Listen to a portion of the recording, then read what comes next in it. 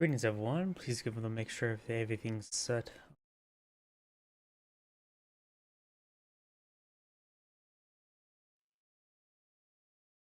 Booting up. Go, you go booting. Give me another moment to check my other computer.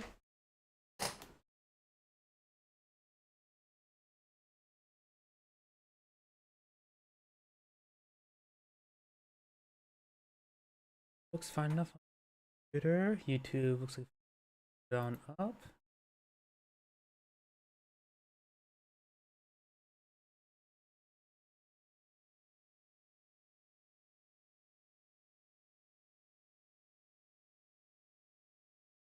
Thumbnail up to date. Looks like everything's good to go. So let's go get started.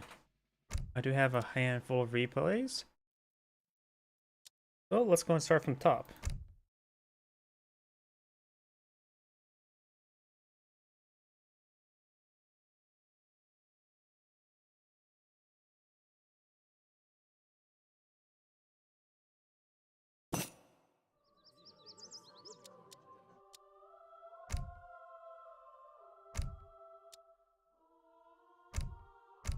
There we go. Greetings everyone, and Grade here with another Age of Empires 3 replay. Spawn on the left side as the Blue Dutch, who have Scalibro. Spawn on the right side as the Red Maltese, who have Skorky. Orc. Or Rick. I don't know how to pronounce that. I had a bit too much fun trying to pronounce it. If I'm going to butcher it, I'm going to butcher it pretty well. Well enough, put on somebody's plate. I noticed as well, both these coin deposits spawn pretty close. First, these maps are not super random, so these may be preset, but these are somewhat close, but red's much closer. A single outpost can keep those deposits quite safe.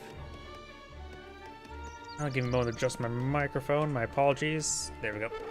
And looks like Blue will find this deserted pikeman. It will steal his early violin, a monster that was a musician in Macon. And Red is immediately going down south for a trading post. We do actually have a deck select here. 14V. Does that mean 14 villager or version 14? Not sure. I guess I have to wait. Keep an eye on the village count. Does have. Looks like fast fortress, but for Dutch it can easily be just bank boom. We do have the halberdiers also as an option. It was a little less common. Also got hussars. That's not exactly common for Dutch, isn't it? So I could be mistaken. Osnax for mercs and heavy cannons. No tulip speculation, nor the bank. So I know this is not bank. Bank boom. He does of course single bank wagon because that's quite a bit of coin.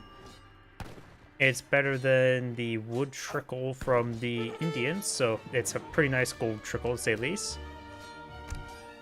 Yeah, it's hard to say. We do now have the shipment of merchants. And for the Maltese, 1v1 water, which makes sense. This is a hybrid map. You can get some fish along with some deer for a perfectly well-balanced meal. This card here, arrives fast, all your food is exchanged for equal amount of wood. So it's not the one-time exchange like fur trade, does give you more in the other resource. But exchanging food for wood is actually inherently better because you collect up food faster than wood, so there is still some profit to be made. So you do of course have the Trip of Jerusalem, a crossbow, as these got the archaic weapons. I always want this. I want to see this card change. I want to see like swords, not muskets, something, or bow and arrow. Something that's not muskets, since it is, of course, a musket on an archaic card. Maybe, I heard there's a patch preview, or at least a written patch preview. Huh, looks like Red does find local doggo, Reynosa. As well as, of course, we got the archaic here, got steel bolts, so it's looking like going to be an archaic hybrid deck. Zebex of the Order. Ships a powerful Zebex. Transform all your frigates to Zebex. Zebex, is that a mercenary? I really am bad with when it comes to Navy in this game. I have no concept of Navy in this game. And of course, got the French tongue, because who doesn't want the, Who wants frog legs from the French tongues? Just French tongues better than frog legs. I have no idea where I was going with that. Reynosa is a pretty good combatant. Has 15 damage, which is pretty nice. Higher than Musketeer melee damage. Of course, a lot less health. Doesn't have a 20% multiplier against the Treasure Guardian. So she is quite a good doggo. I'm assuming Reynosa is well, a bitch. Rather than a boy dog. I don't know what's the crude term for boy dog. Ready. Can't think of what's on my head. I overthink stuff way too often. German tongue now being shipped on in. We've got the bank wagon. He has 14 villagers building. He's building more villagers, so I'm not sure what the 14V even stands for. Maybe just version 14. We got stuff being deployed at heretical angles. And he is using or merchants to build the bank. Commando?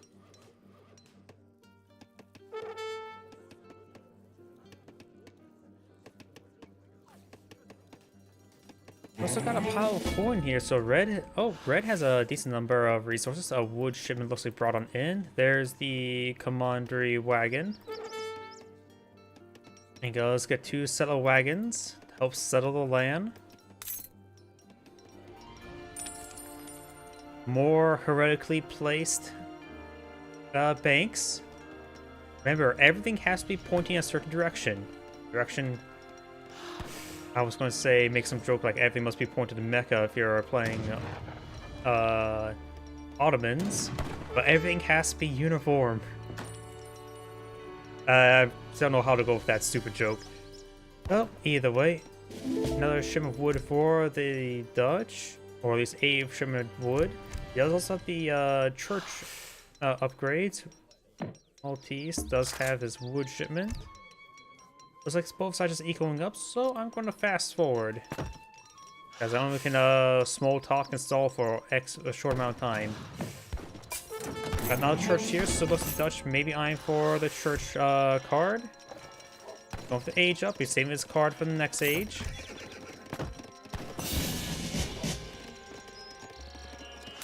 Alright, let's slow down a little bit. We do have a market now being established here. And a fort being shipped on in as well as routier. And we do have an age up here. It is the bishop, which is all of them move diagonally a little bit better.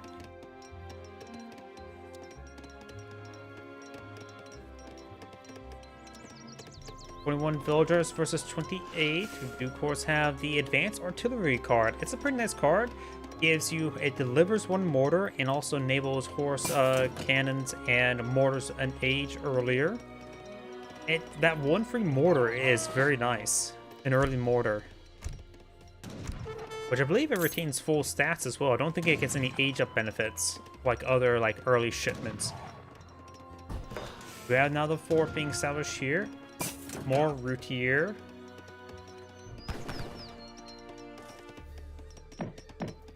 One covered wagon from the bishop.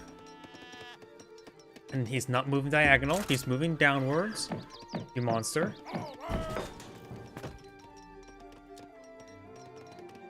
Now the veteran crossbowman research now being employed in the field. As well as around the hussars. Crossbowman will be good against these routier, since it is a light infantry unit. This is one thing I would say crossbowman good with, and that is, he's also immediately playing inside the commandery, so he has a force ready to move teleport around. Crossbowmen do have, I've never put much stock in crossbowmen against heavy infantry since their damage multipliers are really not good, but they retain their same anti-light multipliers, anti-light cavalry multipliers as other light infantry. So they will do just fine versus routier. Additionally, the steel bolts increases their range by 2, right? Yes. Also makes their siege attack be the same range as well, which is really not important since their siege damage also still pretty crap. But it's just one more thing. You can get the steel bolts research both as Maltese as well as for the Italians for the Passivier. So if you want the alternative crossbow, you can. Now I got some fishing boats being established by the docks. Veteran crossbow research. They now have veteran pikemen, which will be also effective versus the routier if they can get in the range. Macy, fixed cannon now being shipped on in. There's the eject. Nice little ambush there. Takes out one routier. Commander is taking severe damage. His handful of hussars will have trouble sniping the mortar due to the amount of routier on the field. He's pushed way forward. Hussars trying to find a way forward. Commander has gone down. Axe on off away from the fore. Take a bit of fire with the skirmisher. Skirmishers do 18 damage at 20 range. Crossbow right now have 19 damage, 16 range, so they're actually pretty well statted. Just lacking range. Huh. There is now the fixed gun. The mortar will cause some big issues to it. Does less damage versus artillery. Let's see. Less damage versus artillery. Oh no, that's the barrage deck. Bombard attack is 500. I'm assuming this is classified as building, so should target it as a building. Got a large number of routier here. Fixed gun. I'm not sure what on earth the fixed gun attacked. Gets a good hit there on the fix or onto the skirmishers. Mortar creeps way forward. Order hussars need to hit that mortar severely badly. As that mortar, if he takes on the mortar, he'll be just fine. But now, fixed gun gets a great shot there. It does 25% less damage versus cavalry.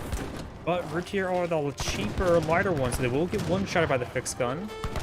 More crossbow and militia is deployed on the field. And militia need to focus on the hussars, while crossbow focus on the routier. Plus 6 within the minimum range now. And there goes the fixed gun.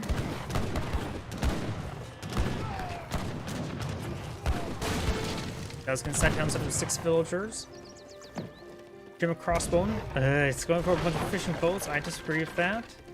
He has a couple field hospitals. He should just deploy from them.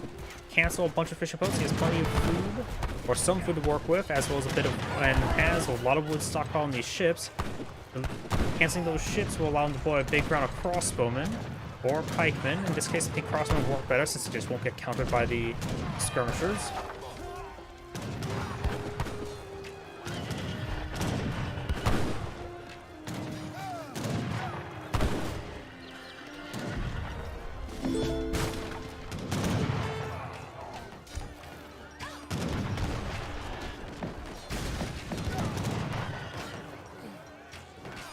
Damage. Some of these routier are engaged in melee.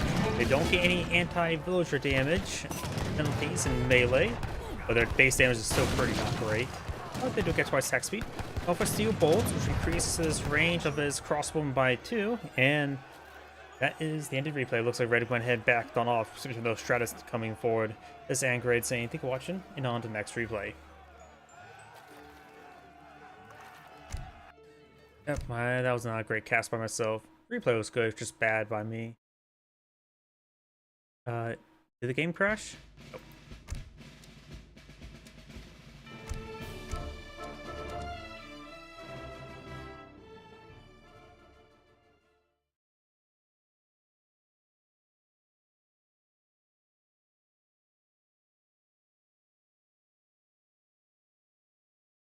Why is this replay taking forever to load?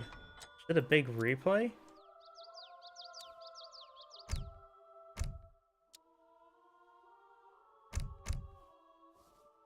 Greetings everyone, and Grade here for another Age of Empires 3 replay. Spawn on the south side as the red Canadians, we have Mexico. Spawn on the north side as the blue Germans, we have Great Scythe 11. When it comes to natives of the map, we do have the House of Yagelon, give you access to the Lipkar Tatars and to the Shock Rider. And down here we've got the House of Habsburg, gives some funny looking cavalry, with the rare range heavy cavalry unit, as well as the line infantry, as well as Magyar Hussars and potentially the Hungarian Grenadiers. Looks like Blue's going straight for that trading post. The German player has selected deck. It shouldn't have been a bad idea to select your deck after once you get your first shipment as Germans, because the German shipments do take longer to accumulate. means your opponent has to select a shipment or a deck before you select a deck, so it may influence your opponent's deck choice. But versus Mexico, so he has a plan versus Mexico, which does include the Palatine settlement. I'm not a big fan of this card, but I have occasionally been proven wrong with it. Basically put, it makes it so one house is effectively 3 houses, which effectively saves you 200 wood per house. And so in the end, you go from basically, let's assume 18 houses down to 6 houses, which sounds pretty nice. But effectively, you save about 1,200 wood across the entire game, which means it actually takes quite a bit of time to collect that up. It's basically an age 4 shipment that you collect over time. I'm not a big fan of it. I think it's better to just go for 700 wood or the 600 wood. That way you can build the houses, get a bit of experience along with it, and you will get your... it will still provide a bit more immediate momentum, plus that wood can be tasked on other things. Either way, it does go shimmer settler wagons now. Mexico, oh, that is a revolt deck. I love Mexico's. That's the whole reason why I say age 4 is more common than age 3 for Mexico. How revolting. Let's see now. All going to age with Fox Kala. It's all going to be based on what he's going to revolt to, because this doesn't tell you much. Advanced Arsenal is nice to have, just always. Of course, the 2 factories doesn't say much. Advanced Sympathizer, he's going to go for a Return to Mexico. That's a good card for it, getting access to Lancers. No Calabaros from age 3, which does improve Lancer attack, and all Lancer Cavalry attack against infantry by 100%. Which include things like such as the Papal Guard and the Kuz Balosh. I'm pretty sure it would affect Magyar Hussars as well. It would definitely affect the Shock Rider. So that Calabaros card affects a lot more than you actually expect. Grenadiers and all that sort. Let's see, the age up is with the Querétaro. Not the Fox Kala. Quartermaster being aged up with. Let's see, there is, of course, the age 3 mortar card, but depending what Mexico revolts to, he may need to be a bit more defensive. He has infinite higher Holy Roman Army, as well as access to Guild Artisans. I always get this card mixed up with the Mercenary Camp card. I don't know why.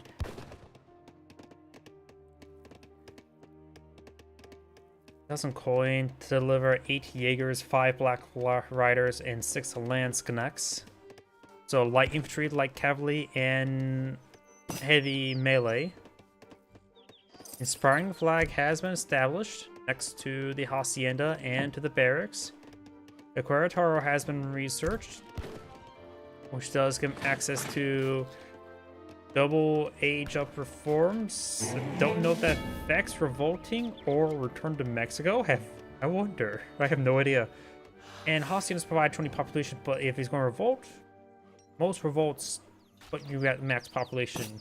I think it's more a rarity. It does not, if it even has the possibility of that. Going for a bit of insurgency. Insurgents are dirt cheap. Going for a shim of wood. Not a lot of those on coin. Looks like some villagers migrating to coin. Also bringing the shipment of books.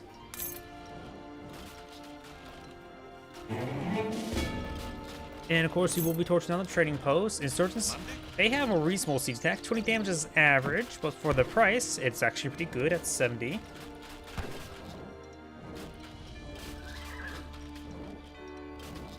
Now also got some light infantry, Saltieros being established. Germany, he sees the insurgents, he sees his force. He probably seen at least the barracks. I don't know if he's seen the Hacienda. Going for a very fine coat and to the settler wagons of Uhlans. He sees those insurgents, so the Uhlans may want to be a bit defensive. He has stored up a pair of Uhlans back here. Oh, what do I hear? He kills off the local doggo. to steal his asparagus. You monster. He was trying to be healthy. Attempting to understand that vegan lifestyle that vegan people try to scream at. By the way, here's my opinion about that sort of thing. If you say you're a vegetarian, you're not an activist. If you say you're a vegan, you're an activist. After all, vegans are just activist vegetarians. If you just want to say you have a vegan lifestyle but you're not really activist, just say the word vegetarian. After all, vegans give vegans a bad name. German coin now for the German. He has enough coin to age up. He's eating all the food. Some delicious bison burgers. We got some Chinacos, salty arrows. He's going for a late revolt. He has not researched independence movements. Is this some sort of fake out deck?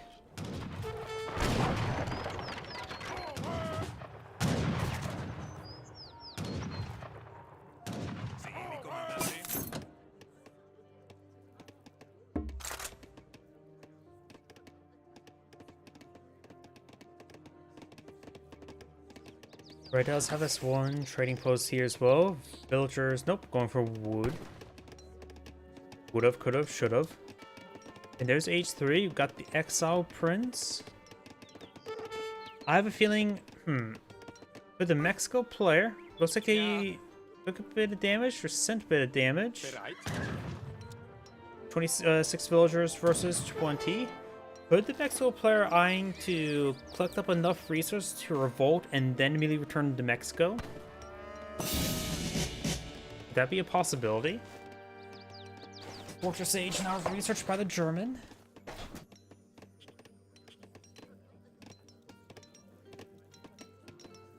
Chinako push way forward. Got a decent army deployed by blue, including now some soldados. Times 2 musketeers. Another house has been established.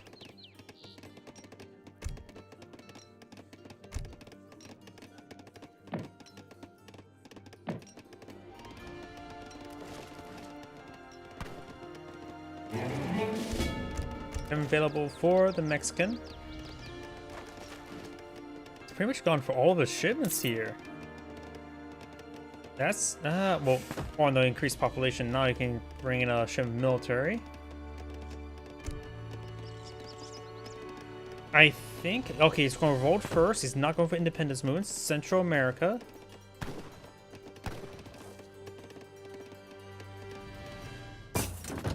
Does not convert villagers. Retains the same population. Let's see now. Central American cavalry can access to assassins, bringing a shipment of wood.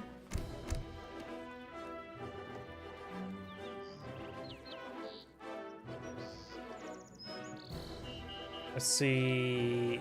10 additional settlers so far he should be sent to this game. It's a group of 16 villagers. Settlers become revolutionaries. Ships 4 soldados. You receive free petard for every future shipment. That's actually a pretty good one. Who doesn't want free petards? Frontiersmen research. Now got a round of revolutionaries.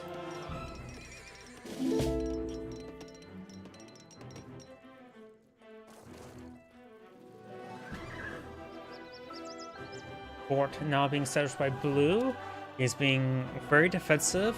A lot of times beat revolutions by simply just hunkering down. A lot of coin collected. Coin for a bunch of wood as well.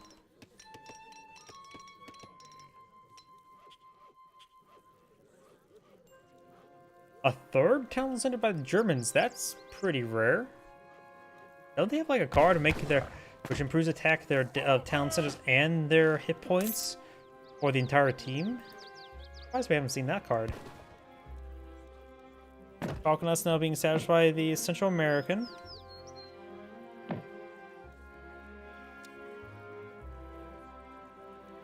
Triple villager production for German. He does not have fur trade, anything like that. He has all of his villagers on food. Not sure why. The shipment coin will give him enough to age up. He has 200, so put him at 1200. So I think that's his plan. He's tasked a bunch of villagers onto that coin and collect it on up.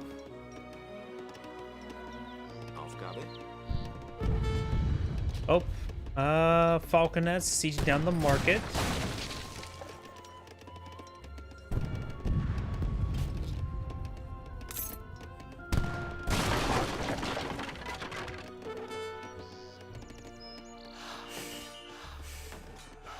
Chinako's pushed before. They will find the reserve of Ulans. Very nice reserve. The age up is the Tycoon, which I believe will give him a coin rebate, right? Stable has been established. I'm for best stability in his life and market for market economy. More revolutionaries. Revolutionaries right now have 150 health, 18 damage, multipliers against cavalry at range. They should, and also customized heavy infantry. They should be reasonable versus the Ulans. Effectively, they are, let's see, 33 increased damage plus 6, so effectively they are musketeers at range against cavalries.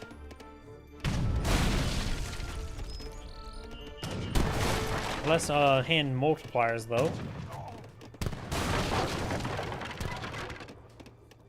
Even though they cost the same base amount as musketeers, having just entirely food rather than have any coin also makes them a little bit cheaper, like 5%.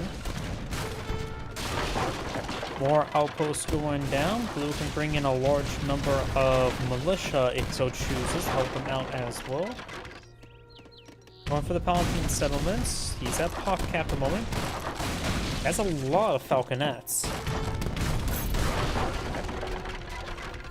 And Tycoon will give him coin. He has not gone for the cavalry mass or anything of that sort. He doesn't. Holy Roman Empire or higher Holy Roman Army wouldn't be half bad. He needs Ulans. Advance, like veteran and guard with Ulans or Prussian Ulans would be pretty good. Now the fort does take a shot there.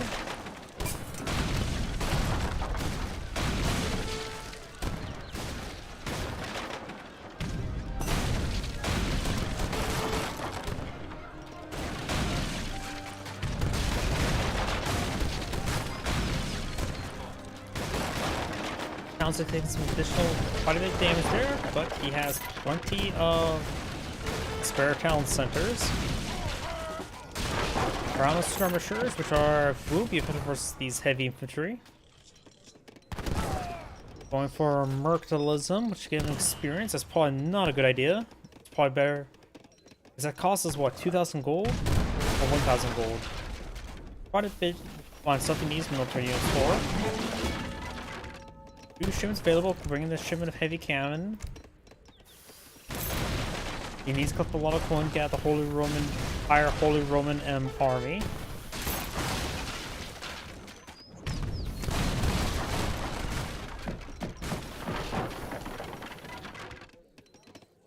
Okay, Prussian Ulan research on the way. On this structure here, a make interrupted. Auftrag.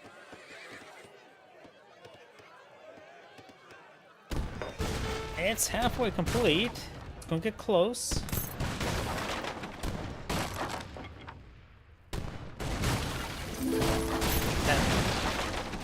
Hey, it does get interrupted. Going from that stable there, he's trying to get the Prussian Ulans. A pair of culverins here, which if can should withstand it. Got another set of insurgency here. These villagers going down. He needs to get these villagers out of there. No need to throw them away. Brings in town militia from that town center before it goes down. Good idea. Brings in more town militia as well.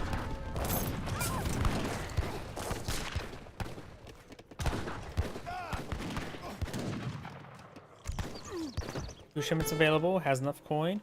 Bring a shipment of the skirmishers.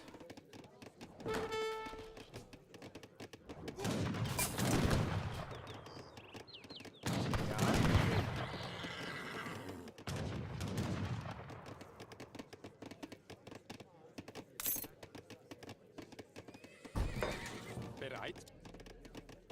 Russian Ulans established. They're right now at 300 health. And also nearly 60 damage. Going for a factory now. More of the veteran skirmishers. 2 factories. Extra heavy cannon never hurts. He's got his skirmishers over here. There's a sizable army there, going for a good number of soldados, as well as more Chinakos. We got army of 167 versus 135. 40 villages versus 43.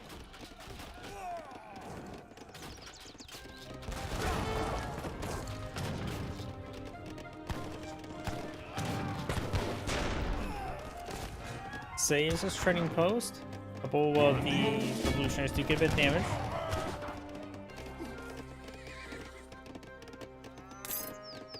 Cathedral build going for the Central American Infantry now. Sending his stuff to veteran. Very useful. Still be down in age. We just went first the Ulans. The skirmishers, of course, are a veteran.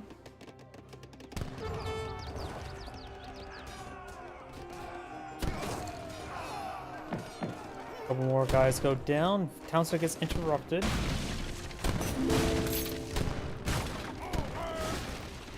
More Falconets being shipped on in. There's his other factory. He needs heavy cannon. He's going for counter infantry rifling, giving his skirmishers plus 100% damage against heavy infantry.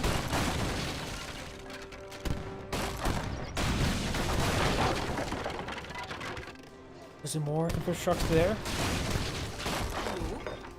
We're seeing the steam powered research now, so he's also going to iron ahead again. Let's pray forward. Got a number of Ulans here. The revolutionaries don't get any stronger.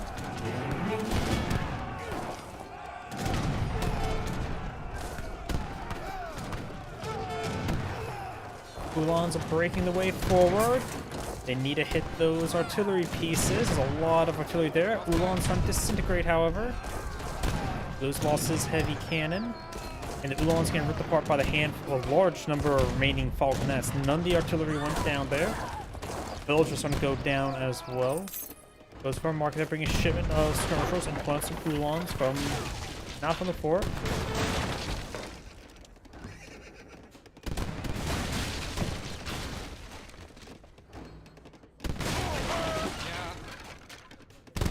Ulans took a bit of fire there. And there's a cavalry combat card there as well. Handful of soldados push forward.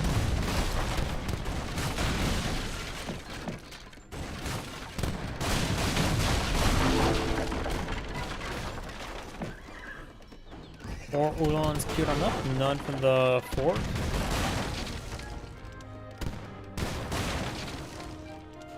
Stable now starting going down. Another round of Ulans there. That may be enough. Villagers try to move forward. Just do or die.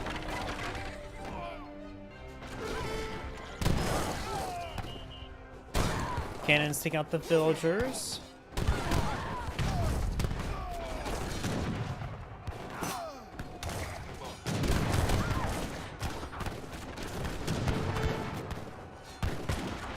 All the cannon does go down. Got a big round surges push way forward.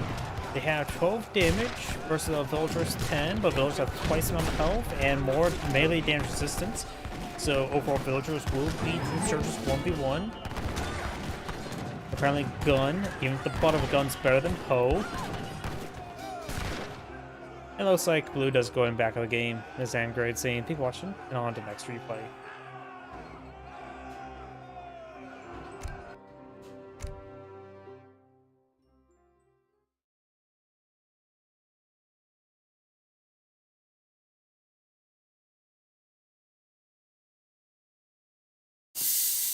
My apologies. Oh crap.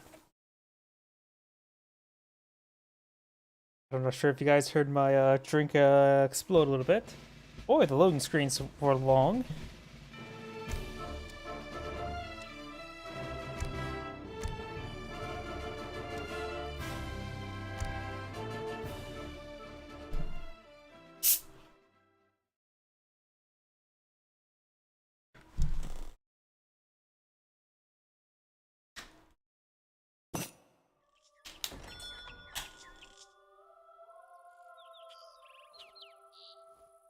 There we go. Just had to get a quick drink.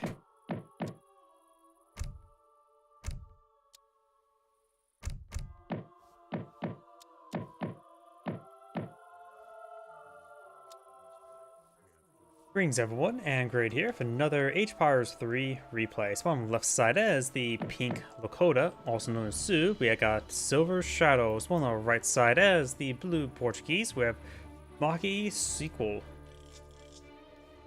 Oh wait, it's another one of these slow replays.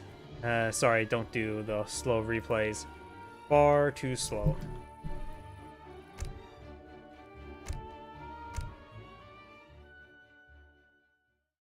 I don't know why, but my loading screen's just long today.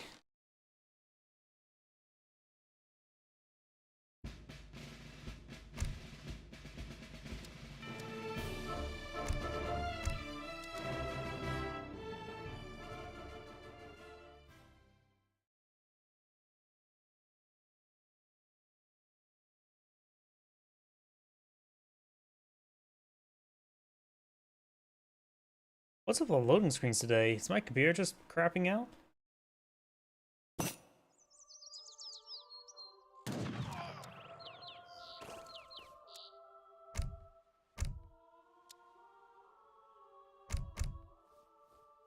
Greetings everyone, and Great here for another Age of Empires 3 replay. Spawn on the south side is the red Sioux.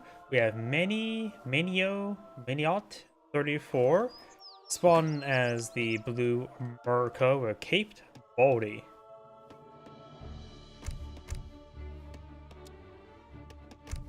Nobody selected the deck just yet. We've got the natives in the mouth, got the House of Fanark, give you access to the Greek Evolution. So that's a good trading post to get sooner rather than later. Plus also over here we got the House of Habsburgs, which also has another big button, the spawns unit.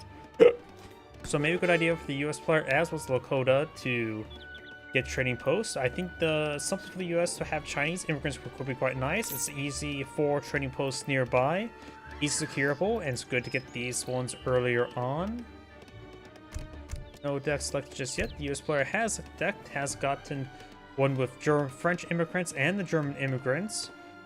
So going for more villager flavor, but he will not be able to. Does not have Chinese immigrants bring in those free trading posts. Yes. And we got a land deck. Does include the Team Spice trade. Goomba being slain there. Let's see now. Got Bowman, Club Wars, and Axe Riders, Cavalry Combat.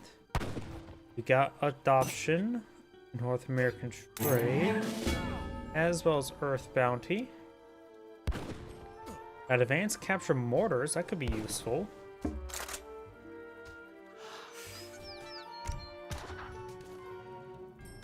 Pumbaa will go down. He will steal Pumbaa's big pumpkin. Let's see what else the US player has for his deck. Got the Seminole Scouts, got the native treaties, so got some native cards. Got some native Greek men and native Magyars. Pulaski's Legion for Prussian Uhlans, as well as First Michigan Volunteer Sharpshooters. Actually, a card I don't really see all too often. Let's see. Tips 8 Sharpshooters, 8 Creed Trackers. Also give them upgrades Creed Trackers to champions. Grant them powerful charge ability.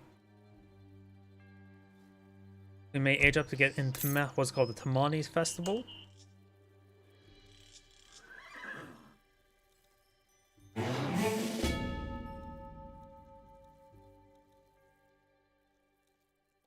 We do now have the age up. Let's see now. It is Pennsylvania.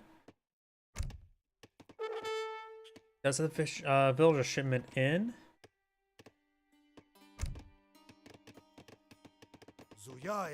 Oh, looks like. Ooh. This is a war chief there to the bear. It was quite unbearable. The bear is actually at full health as well, so I'm not sure what he was doing. His other escorts there, his friends he aimed, were not firing. The Marauding Musketeer does offer 20 damage, and the Kelf only does offer 15. Nothing too significant. He's aging up to the war chief. So the war chief's aging up to the war chief, as well as we got the furrier being researched. So we got both furrier and spice trade. Makes it gather from hunts, berries, and cherry orchards faster, so natural food sources and more natural food resources. Makes them last longer as well.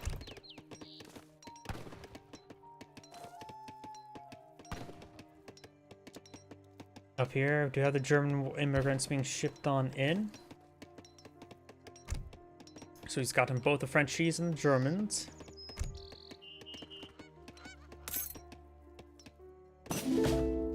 Yes? Homestead wagons shipped on in as well.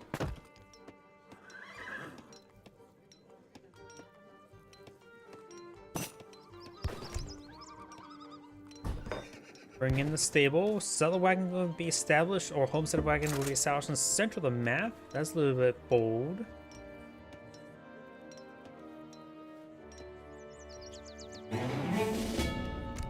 Another shipment available for the US player, bringing a shipment of wood.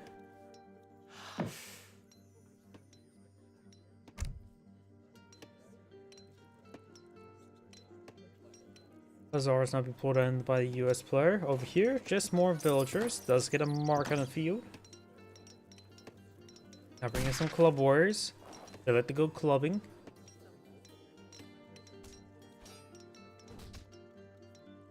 Just deserts pikemen. Gonna be killed off to steal his early violin. Munition and Megan's no longer.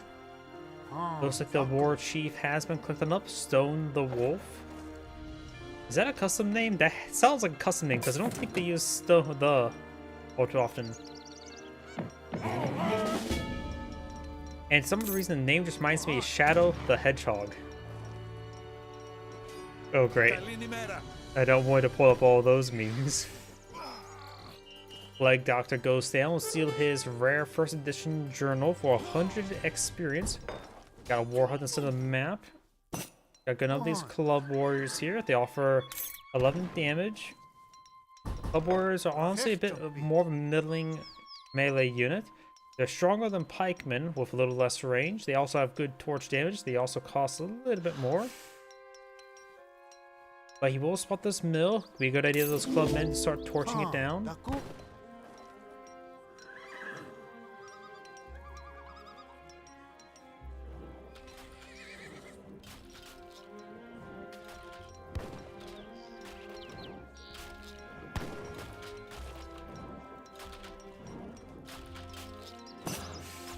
Roll torching down. The Marauding Musketeer does offer, well, I was going to say good siege damage, but it also has 90% less multiplier versus buildings, as well as its other attacks.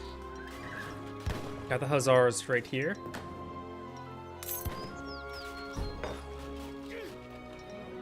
Getting some damage on those Hussars so they move around. More club wars being established.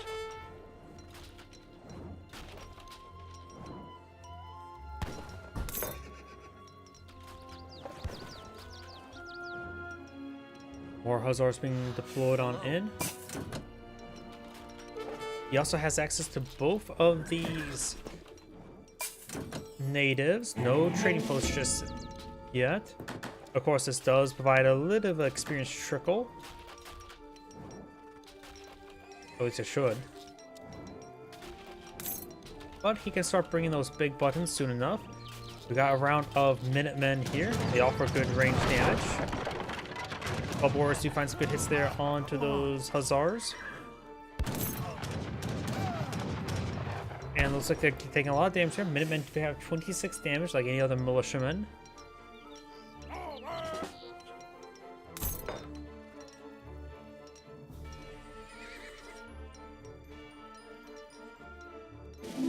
Sudden Bowman now being deployed in the field. Looks like he has a lot of food stored on up. Not sure what he's going to do with all that food. Strucking a TP here.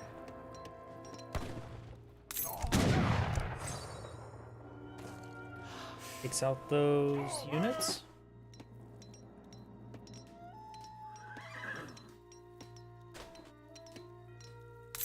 You could try capturing this battery tower or city tower, get the experience, as well as another defensive placement equal to this war hut.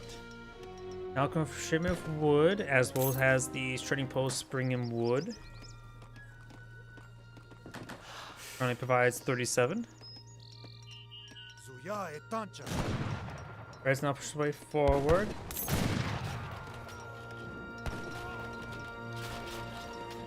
Push down some of the stuff. Some of the Senate Bowmen push way forward. They do offer full skirmisher damage. Twice attack speed is skirmisher as well. And so their DPS is effectively 30 compared to other skirmishers, which is pretty high. But their range is still a crossbowman range. They're pretty good light infantry at this age. Excuse me. So they are a bit more, they are expensive, costing 100, which is about right for a skirmisher. And Town Center is two-shotting these units. If you had the improved Town Center damage, it would take one-shot those Senate Bowmen as well as the Club Warriors. Club Warriors being engaged by all those units. Hussars can now move around and engage some of this other stuff. War Chief looks like he will go down here. The units are being engaged now. Native treaty shipment there. It's a good number of extra natives. Got the Cree tracker from the festival. We got the line infantry, which is, I believe, for the age 3 unit. Yep, that is actually age 3 unit. What is your command? Offer a slightly higher attack speed than normal for a musketeer. And of course, got the Everzone, which is a skirmisher with high multipliers, lower base damage, also a decent amount of health.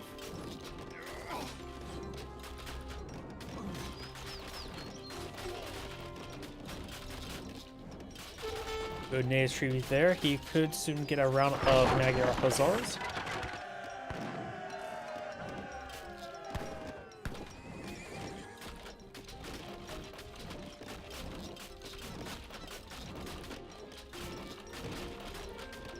More of these items being torsion down. What is red iron to counter? Does get a round of axe riders.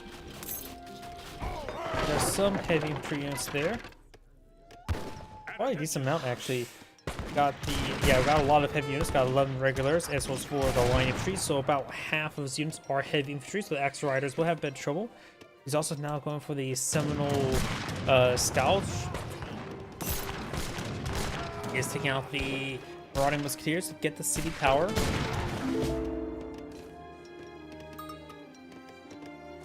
And now he can bring in one Rodsky March.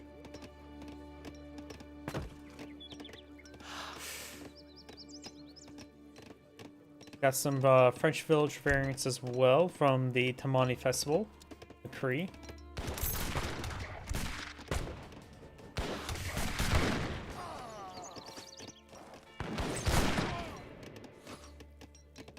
Those units do get picked on off. More Club Warriors.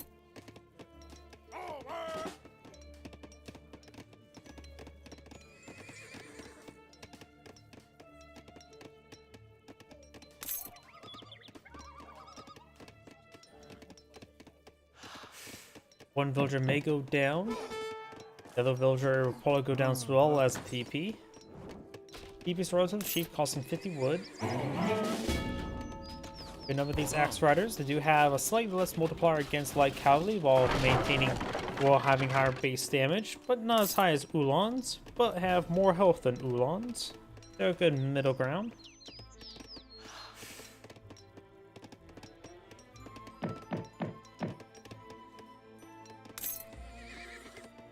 This trading post may go down. Also bring in the advanced homestead.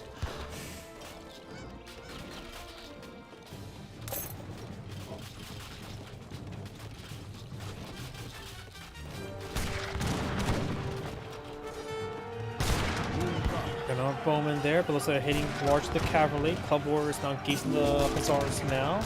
More Axe Riders straight forward. Axe Riders engage these various forces.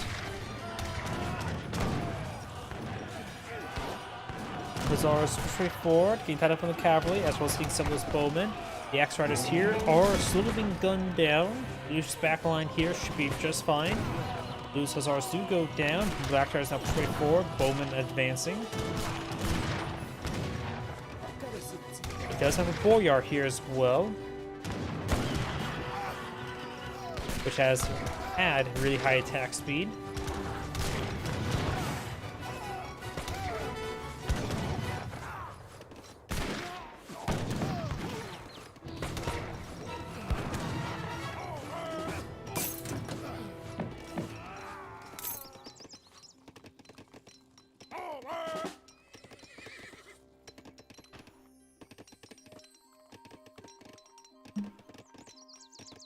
Oh, look at that. Sacred Band infantry is up to 10 stacks? When did they get up to 10 stacks? Oh, rank 5. It must progress a lot faster than last time I checked.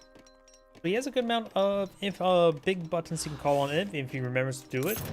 We also got another round of Seminole Scouts being shipped on in. Sort of wonder, why does it have a blue border? Because after all, the Aztecs ones who are times 2 shipments of stuff, which does also cost coin rather than wood, doesn't have that little bit of blue border, just fully red.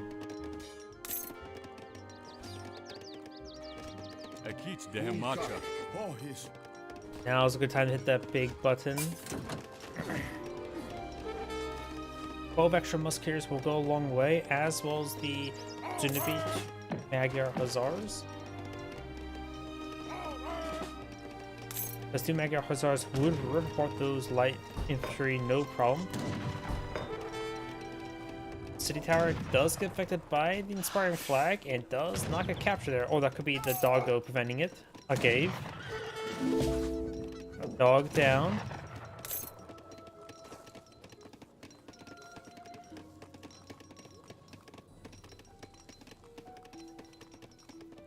Another mill here.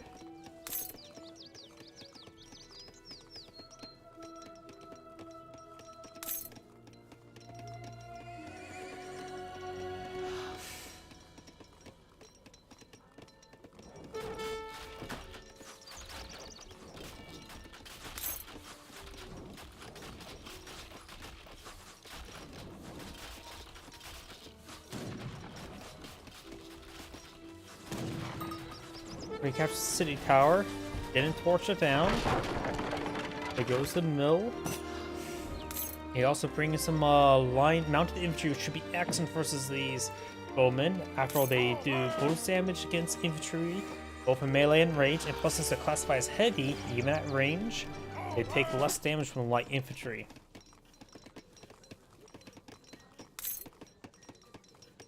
And unlike, say, the rifle riders you may fight against, who are classified as both heavy range and light cavalry, he will not receive bonus damage from them whatsoever, because they're not classified as light cavalry. Big buttons have not been pressed. Who has quite a bit of force here, including a good number of state militia. As I was trying to find another opportunity, he is casting the bow riders and engage them. Very nice.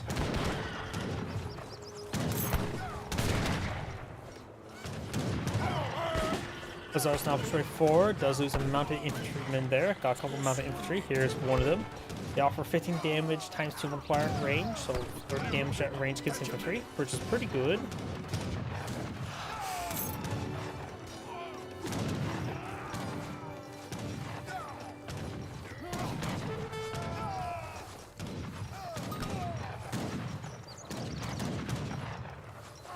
Red's army looks like it will be cleaned on up.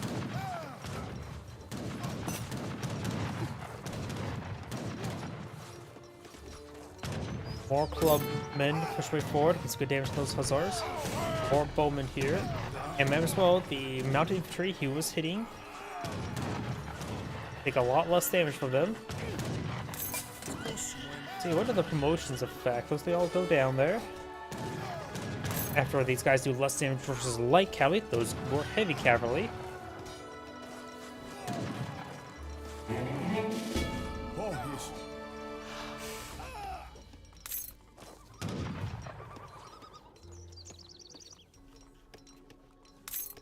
It'll take more than that to keep me down. Red also has a city tower over here. Blue's trying to establish a state capital in that region.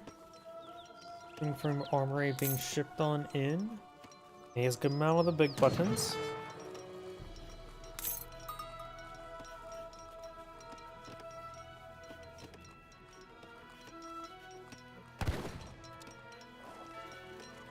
Going for more club wars.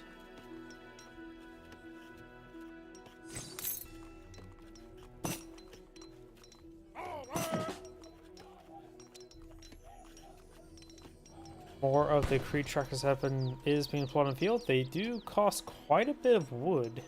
We got the Town Watch upgrade and the research we're not going to talk about. We got Kentucky now being researched or aged up with, which will give them coal mines and a bunch of sharpshooters and outlaws.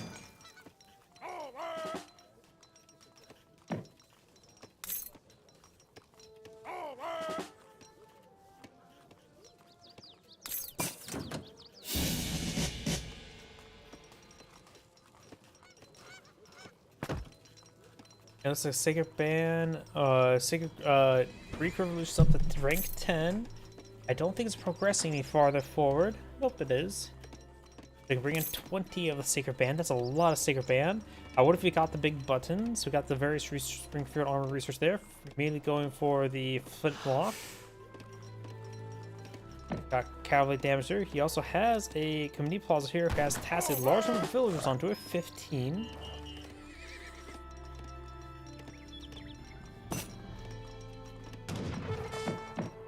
Bow riders being employed in the field. Got a good number of club warriors, as well as a number of these bow riders. There's going for a heavy infantry, light cavalry.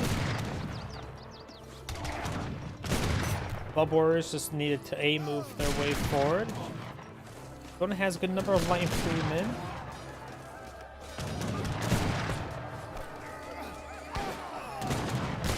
Club warriors managed to get on top of his opponent.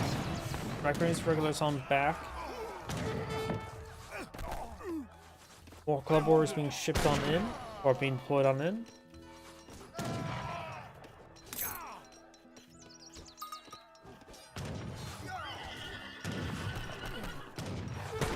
Sea Tower has been deployed on the field. Got a shipment of regulars deployed on in from his H3 shipment.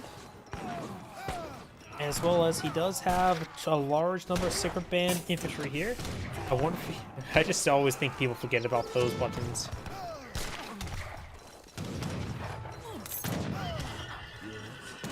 Large number of veteran hussars could push way forward, but of course there's this large number of light cavalry there. There is now the armored cavalry there. Hussars not charging way forward as the bow riders are distracted enough. Plus we also got the sharpshooters here, so definitely a hard counter to the light cavalry.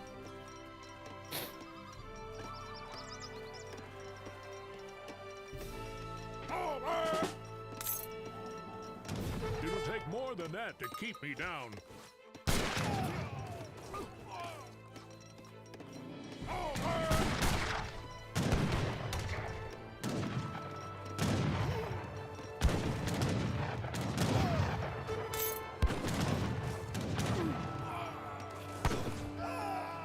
Good number of carbon cavalry there, as well as sharpshooters. Sharpshooters will of course be good against everything they're fighting against. Carbon cavalry will get performed by these club warriors. As soon as they get in the range, which they are. Those arms not push way forward. More carbon cavalry, more sharpshooters at this point in time. Just more sharpshooters just generally ready to go.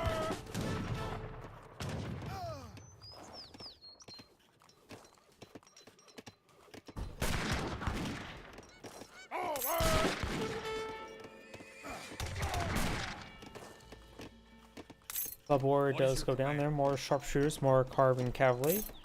More wood. Looks like it's approaching enough resources to age on up. This is going to age on up. May want to go with the messenger. Nope. Going for the wise woman.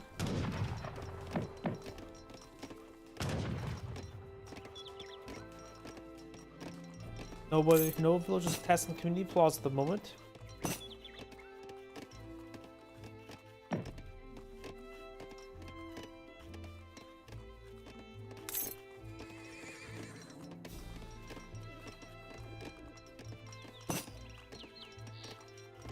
Blue's now pushing way down south. I'm just really look at the big buttons.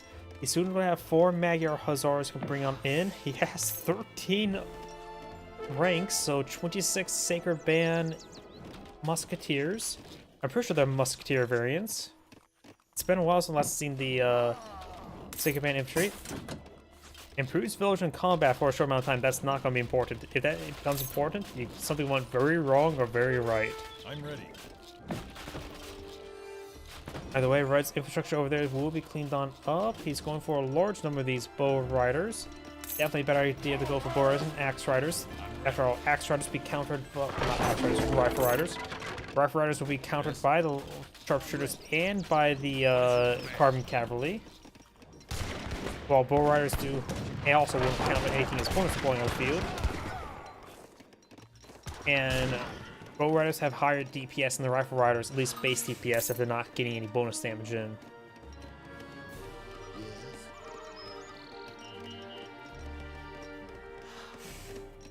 Let's see. We got 48 villagers versus 54. Slight difference. There's age up. A lot of good shipments here. Probably not that one first. Probably the North American trade. Though it's hard to say what's better, the coin shipment or the coin trickle or that. Because one gives you passive coin, the other one gives you passive coin. Why not both?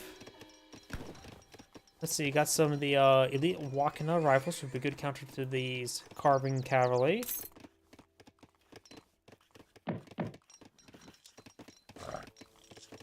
He already has plenty of anti-heavy cav for these bow riders. Only thing he doesn't really have counters to is these sharpshooters, but just engaging them in general combat is not a bad idea. Sharpshooters offer more range, higher multipliers, but lower base damage compared to most counterparts. Walking on rifles have right now 20 damage, 18 range, which is roughly similar to actually the while the sharpshooters have 20 damage as well, but 22 range, so a lot longer range. What is your command? Going H4, go for Ohio. I can't remember what Ohio offers. That's actually a pretty rare state, isn't it? I actually don't really see games for US even go to industrial age all too often. Now think about it. Most times they end up in Fish and Fortress. And it looks like the no more charges can be bring on in for the Magyar Hussars. So he does need to click that button. It's a very good button. It makes music. Good damage there. Elite bow riders right now offer 28 damage and double attack speed. Has more attacks damage from something. I wasn't paying attention to what was causing that. He's going for cavalry combat now. He went for the increased damage as well. It says bow riders also have twice attack speed as normal like dragoons. They have really, really high DPS. 37 damage is actually very high. His one has age on up. He can bring in a lot of those big buttons. And let the sound of music play. We now have the Indian friendship.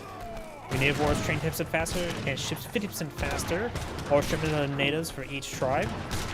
And you can bring a couple of those big buttons as well. Looks like the Mavis army, these bow riders are very well statted. He has a good number of Wakina rifles to support them.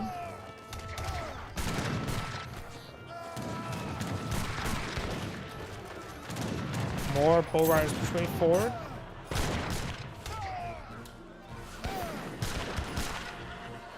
The Magyar Hussars won't really last all too long against all these bow riders, now thinking about it. But the Sacred Band Infantry, that would be very nice. There's the Sacred Band Infantry. They offer good damage, and that's exactly what he needs right now.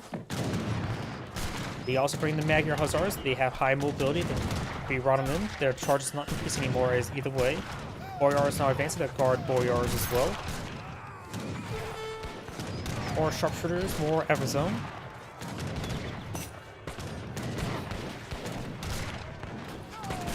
Looks like red will be cleaned on up. Oh, and red back to the game. Yep, that single man infantry probably what made blue win the game. The Zangrade saying thank you for watching, and on to the next replay.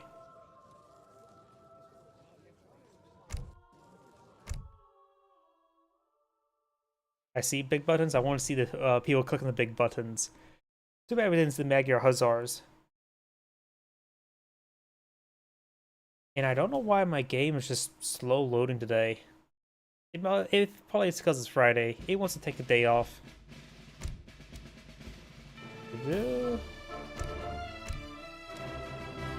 Let's go to record a game number 2.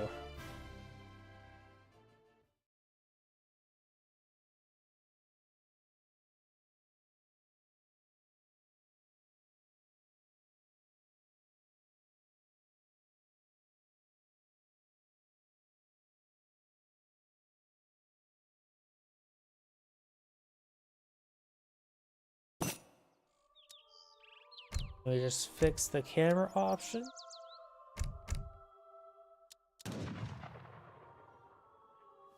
Bring Civil 1 and Grade here for another Age Powers 3 replay. Spawn on the right side as the blue Germans. We have Miropnem. Spawn on the left side as the red British. We have Profoundly Autistic. German versus British. The Saxons versus the Anglo-Saxons.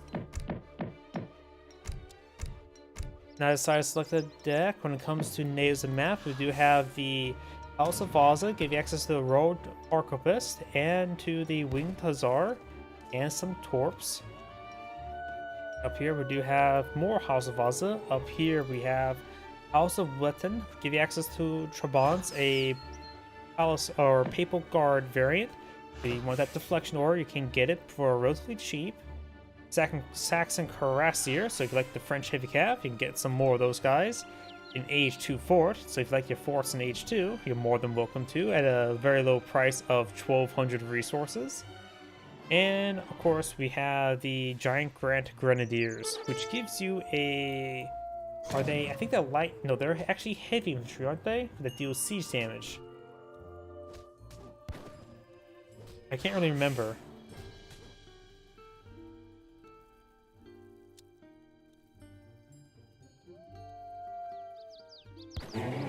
One shipment available for the Germans. We got the 1v1 deck. Looks like standard Germans. Could be Fast Fortress. Could be not Fast Fortress.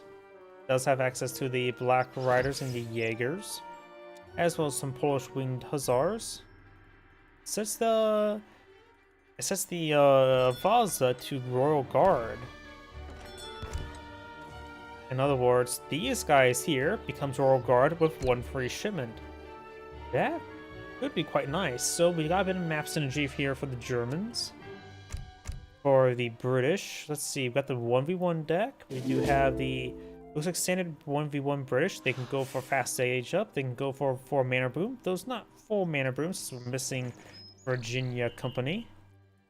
But it does have Scots Guard, Team Grenadier Guards, and Cavalry hit points, as well as the Coldstream Guards, so perhaps Musketeers and Grenadiers. Germans gonna go for Skirmishers, War Wagons, their version of Sturmschoon.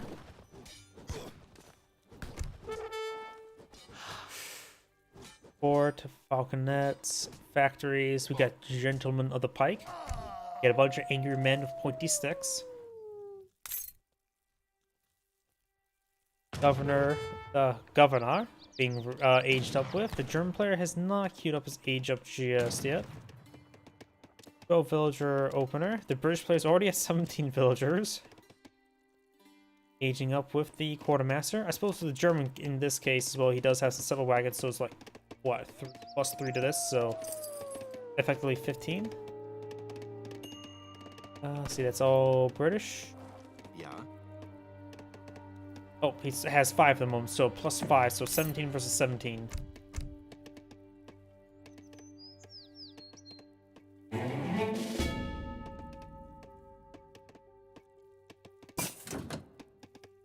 Gang Saw has now been researched.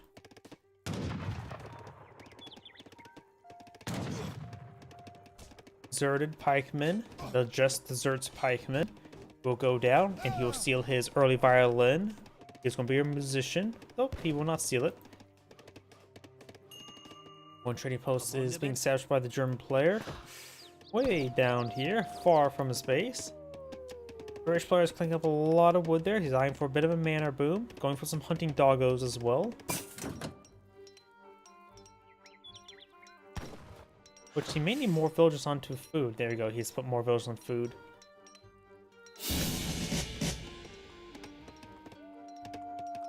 Ready. Got the free outpost wagon. German player getting a very fine coat.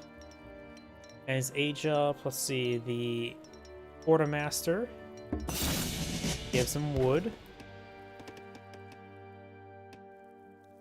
Yep, and the what's called the governor also gives you 2 small crates of coins. Pretty good for a fast fortress. Since you get 2 crates of 100 gold there, combine that with 700 coin, then you just need to get 100, which you could probably find on the map, depending on the map and luck. We've got some pikemen being established by the British player. He's probably going to go torching down the trade post. Though then again, he is fighting against Germans, which tend to they get the free Uhlans, so that could be purely for defense, not necessarily for offense.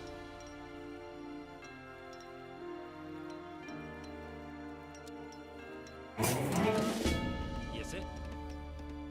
Pikemen pushing the way forward, so it's like going to be aggressive, but not towards the aggression I was expecting.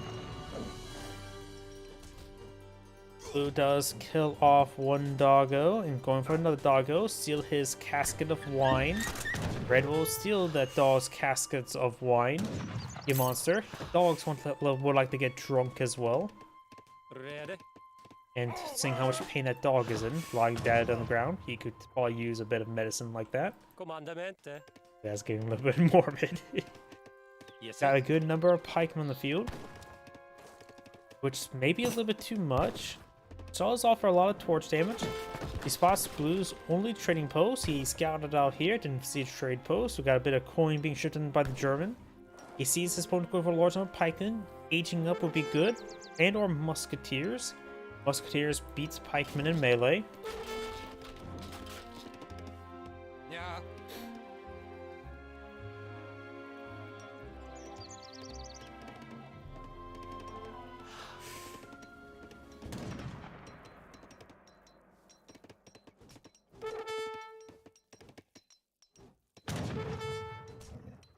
Blue's cleaning off more local doggos and going to steal their 2 stray sheep. Got some longbowmen here. Looks like the longbowmen were actually hitting the wolf first. He may does stop the treasure from being claimed, so Red could claim that. Get some sheeple to lead the glory. And not the slaughter. Here comes the Uhlans, try to deal with those longbowmen. Got some pikemen, however, here. One of the Uhlans do get stabbed a little bit there. Age 3 now being researched by the German, going for the Exile Prince. British player is very far from aging up, has a lot of wood stored up as well. Ready. Looks like he can get some million towns there. He's going to hunker down, wait for the age up. Does he have a shipment? No, he does not. Pretty close to, though. If he gets that shipment, going for a round of skirmishers probably be a good idea. Or 1,000 points probably a little bit too expensive at the moment. Even with selling off all of his food.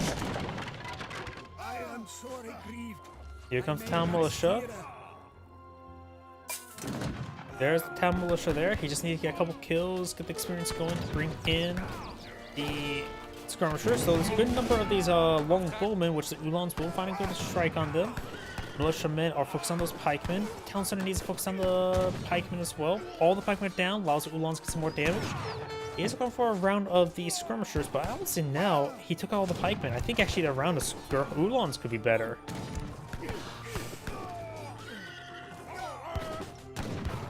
Good defense there by Blue. Definitely a Pyrrhic victory. More longbowmen here.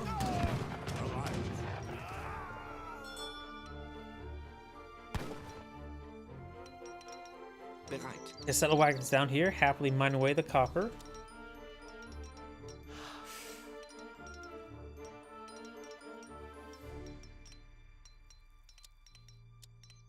Or I thought I saw another pikeman. Yeah, I've got a good number of pikemen here. Skirmishers, so yep, are generally the better way to go now. Yes. Longbowmen do have excellent damage as well as range, 16 damage at a twice attack speed compared to skirmishers.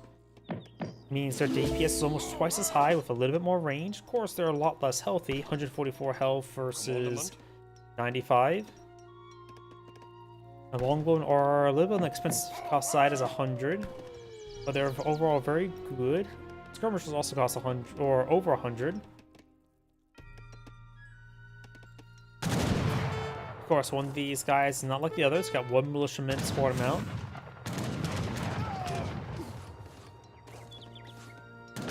Militiaman does go down, and the explorer does take a bit of fire there. The explorer is neither classified as heavy nor light.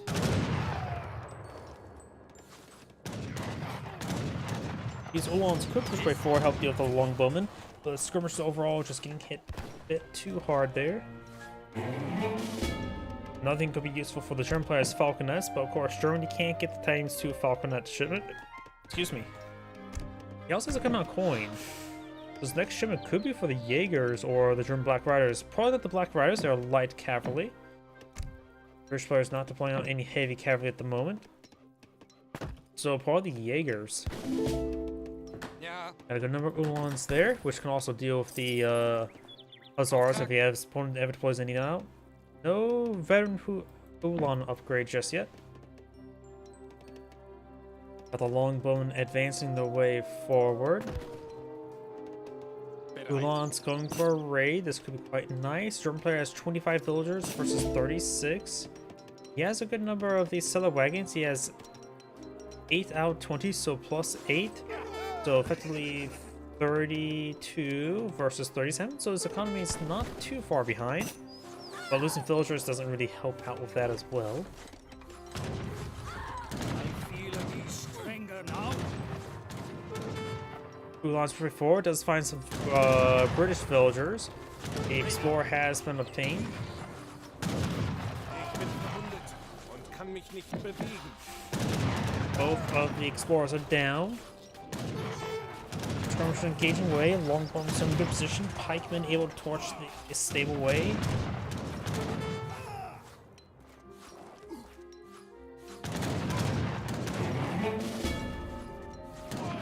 There's enough for those shipment. There's enough coin for Jaegers. Range shipment of war wagons. And here comes Uhlans. Red's getting forced on back. Got some Hussars now deployed in the field.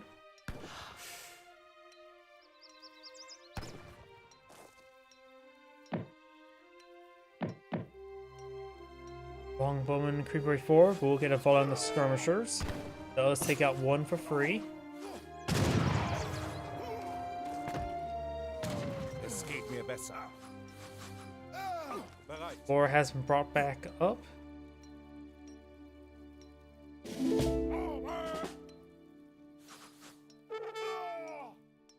Get damage there onto those skirmishers.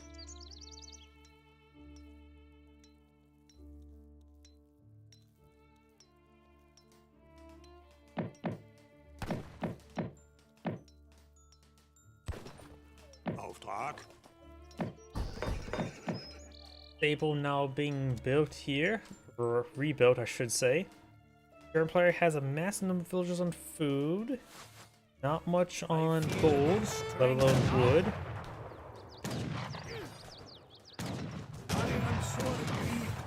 Explorer does go down there. Some blues, skirmishers went a little bit too far forward. Does have a number of war wagons in the field to counter out those hussars. And now we do have the veteran Uhlan research, as well as more skirmishers, more longbowmen for the British.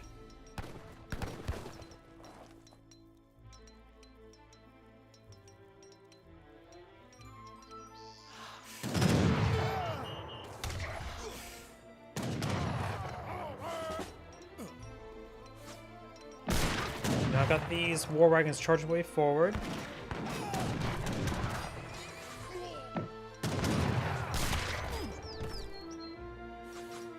Got a massive conflict here.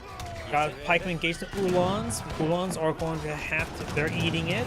Skirmishers firing away as well. Does get down to garrison with enough villagers getting max out damage. Got a couple musketeers here, but they get hit by the skirmishers. Skirmishers still here in good numbers. All the war wagons have gone down. A couple of hussars still remain. He needs had the counselor manually target that hussar.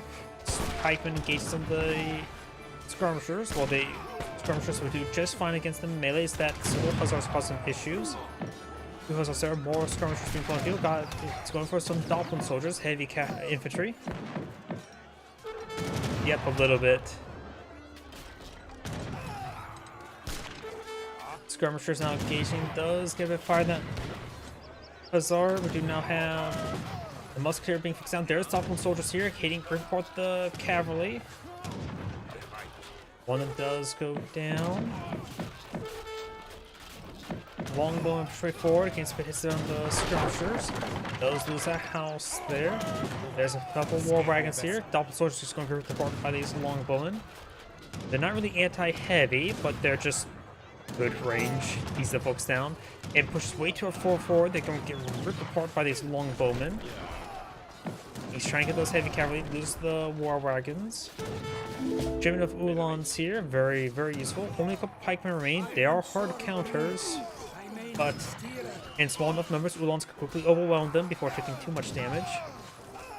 And that shit of Uhlans looks like may has stabilized the game for blue. More longbowmen here, which is exactly what he does not want to.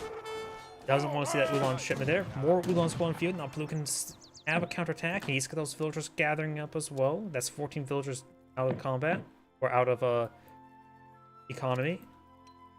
And he does not pursue those guys enough. I would say he should have pursued them to the ends of the earth. Let's see, more villagers now being deployed on in. And now we do have the advanced arsenal research as well as some pikemen. More pikemen there. Going for another shipment of skirmishers. He's exhausted most age 3 shipments. Red has not aged up yet. Or will not be going for it. Finds the hussars here and the pikemen. Pikemen get a lot of free damage there. That is a big mistake by blue. You can't be losing these Uhlans to the pikemen. I have no idea what blue's doing. He just threw in those Uhlans. They got hardly anything red. Yep, that was a big loss. More longbowmen being put on the field as well as hussars. Another round of Uhlans there.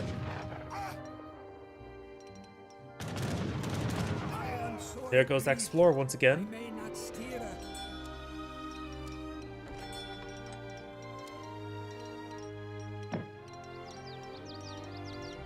Yep, maybe blue should get out a artillery foundry, get some falconets. Of course, that's a bit of expense. His war wagons down here have been collecting around unscathed. He has consumed all this coin here. This coin deposit is probably too exposed. You have to. Oh no, this coin deposit has already been consumed.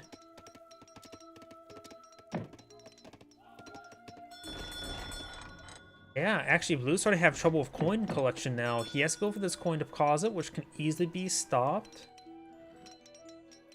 He's put his villagers on wood over here. Let the other villagers claim up on coin. So the German economy is actually going to grind to a stall.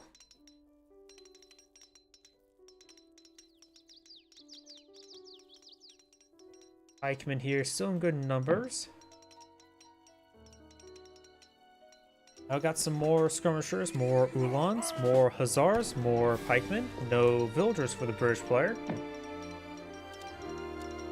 He's going for the Scots guards, which improves his musketeers and grenadiers, which he's what, a couple musketeers this game. He should just save that shipment. It's worthless at this point in time. Does find the cellar wagon set. That's a big problem for blue. Not enough skirmishers. There is some more Ulans up here. Settler wagons being passed on in. Their damage is 3, so they don't, even though they're ×2 villager, they're not ×2 attack. You have quite a bit of damage there. Pikemen pose a bit of a threat there. Skirmishers are hitting some of the pikemen, but there's far too many pikemen here. Use all the Ulans there. Blue's villagers trying to migrate to coin. Handful of Ulans do flank around, but they do find a handful of pikemen. Red's pikemen are just been on point. Most of the time you don't see this wealth of good play by pikemen, but Red's doing just a great job on pikemen. And now pikemen also have excellent torch damage, and Red's can quickly torch down many things. Going for housing can be nice, but he's already killed off his opponent's army. May or may not be a good idea. Skirmishers, a couple of Ulans here. If he just tries to torch down all the housing, that will just put him pop cap and instantly spell game over, but already feels like game over to me.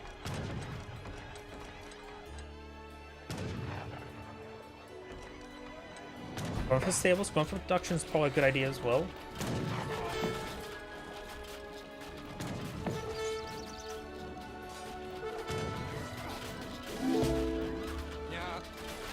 Wait.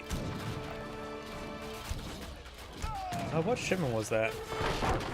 Oh, that was a coin shipment. We probably should have gone for that a little bit sooner, but either way.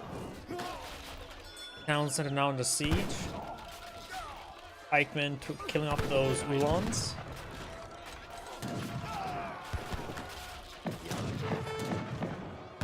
Blunderbuss being researched, which is necessary at this moment in time. Some of these hussars find some villagers over here as well, so these villagers are dead. Yep, it's probably game over. And blue does cast some GG. That is the end of the replay. This is Angry saying thank you for watching, and on to the next replay. Before I get started next replay, I do restroom, so I'm going to take time, close out of the game, and then restart the game to help reset the sound bug, which I'm likely due to find that relatively soon either way.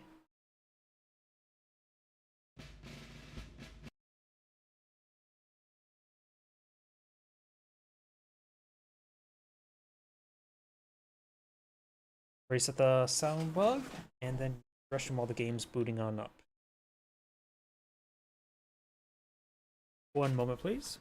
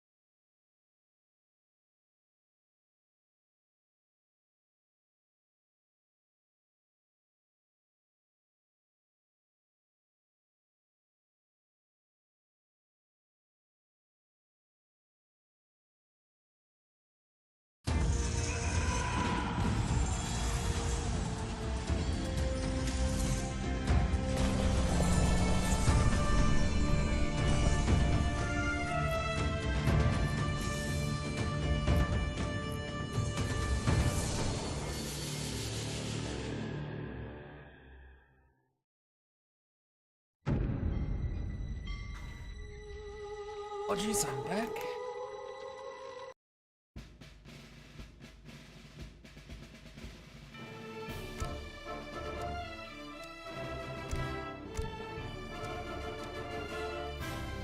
US versus France.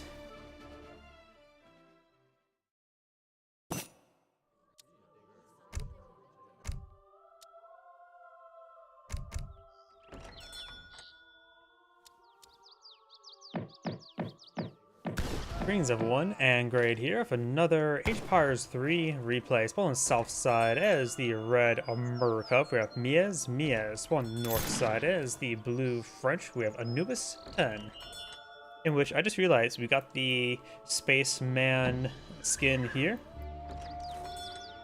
Either way, when it comes to names and map, we do have the House of Yagalon, give access to the Lipkar Tatars.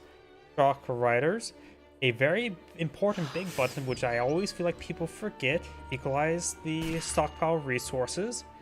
Probably most useful for the Italians. And we have the House of Vaza, give access to Royal Arquebus and to the Winged Hussar.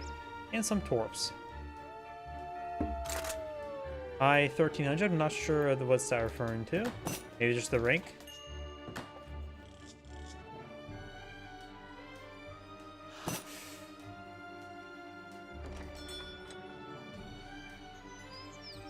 Trading post now being established. And we got the Lolo deck, including the capitalism, Irish immigrants, Chinese immigrants, a lot of coin, some cows. We got the U.S. Marines, we got the Minutemen Company, so we got a Marine deck. We got the cheap fort deck.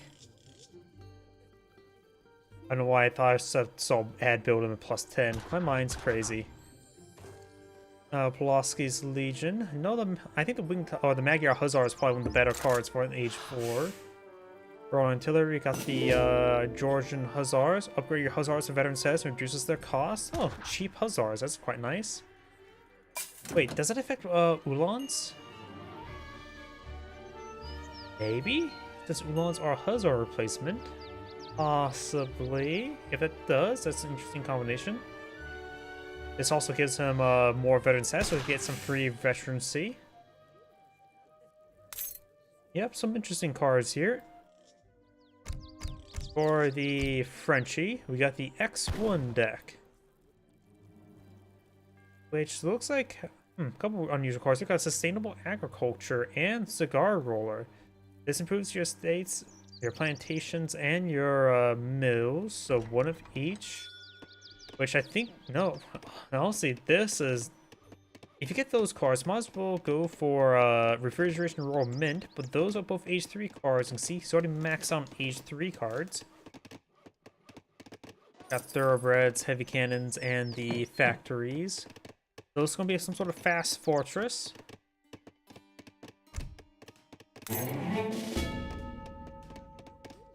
The Quartermaster. Master Quarters now being researched. We also got a shipment available for the French player. Probably going to use that next age. Probably immediately go for the Couriers. Witch Hunter being sliced apart by the Explorer. I just realized something. That's a giant stick, not a baguette. She should be wielding a baguette.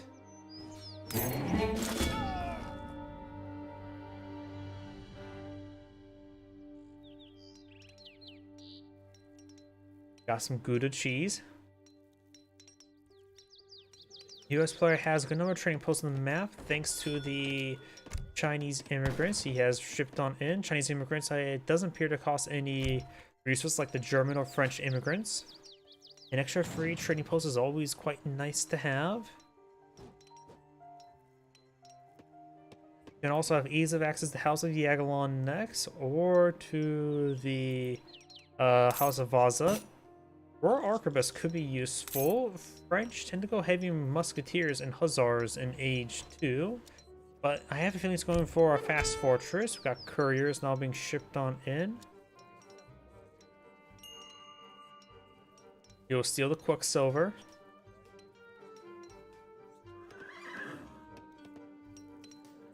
Over here, of course, the French tend to go heavy in H3 tend to go heavy in light cavalry and light infantry, goon skirm. So Lupkar Tatars going to be half bad. The Shock Rider does give a decent charge attack as well. Going for the Corliss Steam Engine. Wait. Grants early access steam power. Okay, I was thinking some sort of ship research, but it's not. Trading routes may be upgraded to railroad for free in any age. Docks may construct some stuff. So we're going to see fast steam engines. Does it reduce the cost of stagecoach? Guess we'll have to wait and see. It says steam powered. It does make stagecoach free. Oh, something died. I just want to make sure I'm reading this right. It says, they've upgraded the railroads made free in AH.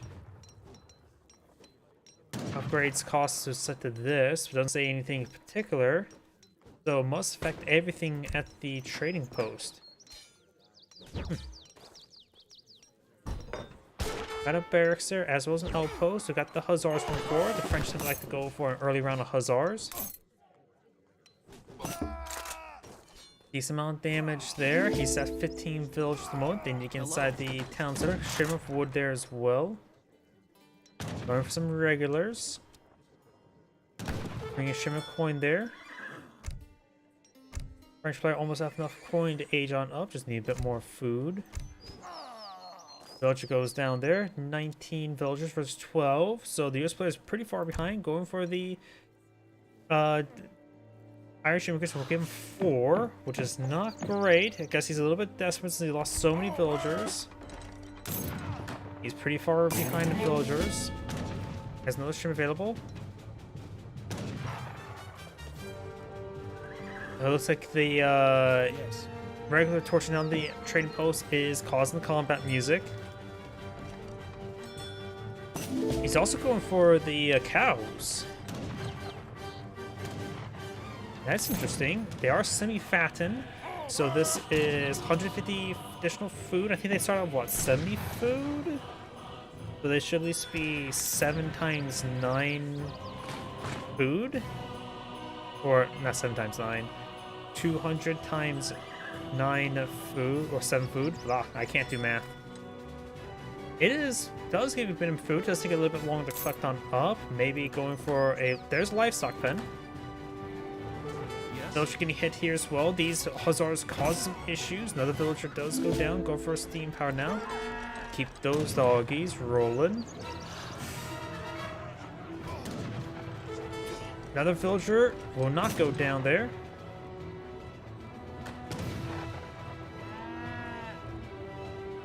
If they start at 200. He has not gone for this one. He really should have gone that one with the Lokar Tartars. More regulars being established. He can now put out trade post here, which he is.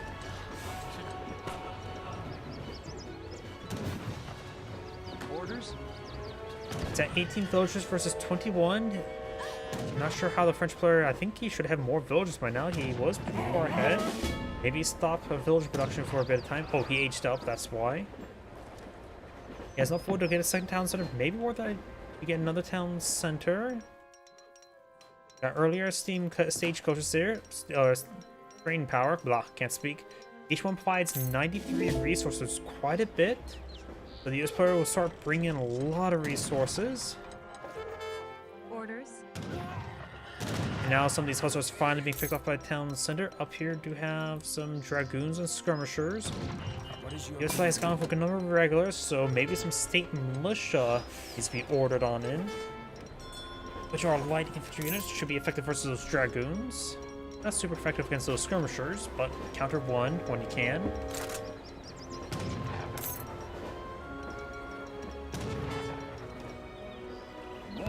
Oh, he got the torps, and he's really playing next to a whole bunch of trees. He's desperate for free wood income. I don't know how effective this would be. That seems like a pretty good torp for trees. Guess how much wood income that's going to be. I'm guessing 3.3. 0.25. And a bit of food. Push for a decent number of forces there. He has some time to stall out. Inspiring flags right here. Bring in the Seminole Scouts, a pretty good archer variant.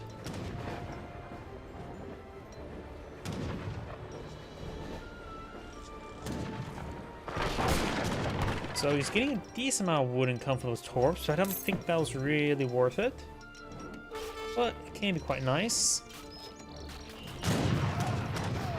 Is a trading post bringing a whole bunch of wood. He has a decent number of regulars. They have 27 damage, which is pretty nice, but they're severely outclassed by skirmishers.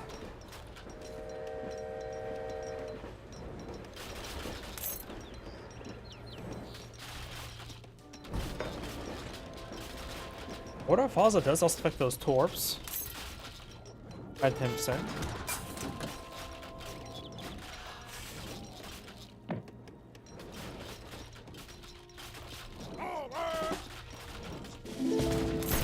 Got a number of regulars on the field. Gets good shots on those dragoons.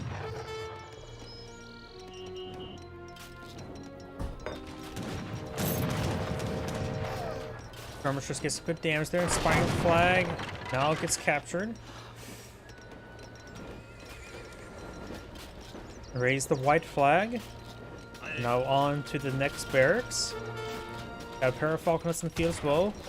And there's the Seminole Sharkbooth Bowmen. They have 16 range like crossbowmen, 60 damage like crossbowmen, but full skirmisher multipliers.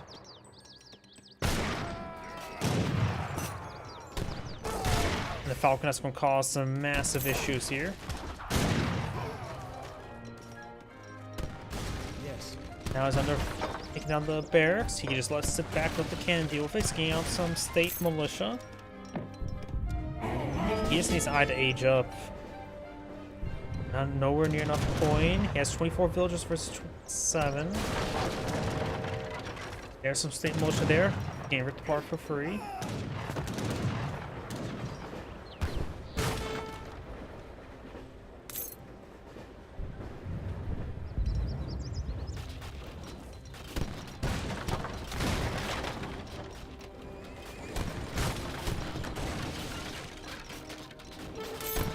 One trading post does go down. He has this one up here as well. He has both of these trading posts, so you can bring in some rural arquebusists.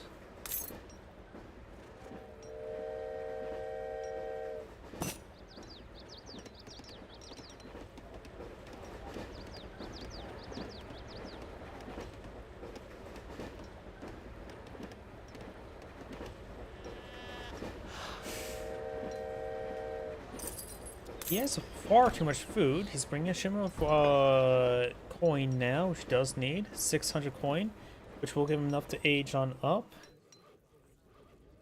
Oh, there we go. He's cleaning up, eating the cows.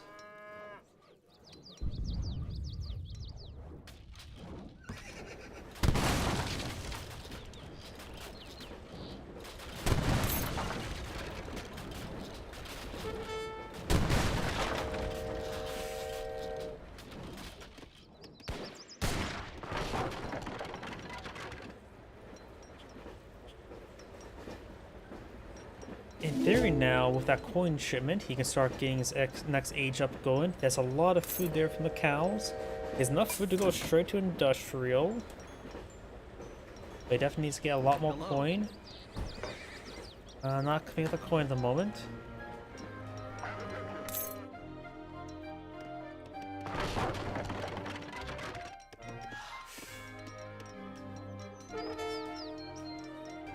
Yes. Has only one villager there on that coin deposit. He's spending his coin onto hussars.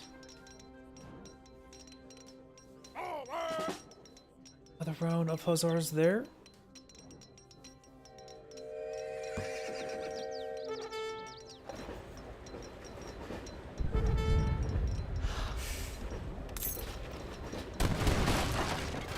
You can now age up. Probably good idea not to go for Indiana for the Mammoth Act. Though you could try. No, Mammoth Act will allow them to get a free industrial age at a very slow pace, while Imperial will just take gets reduced, not a free Imperial age. More Hussars being deployed on in. Okay, he's not trying to age up. Now this stable there is just going for mass Hussars, going to just try to punch forward with a mass Hussar army. Which one maybe vulnerable to mass Hussars, just slam forward with mass number of Hussars with regulars just moving forward. This task, some of the Hussars engage the Falconets.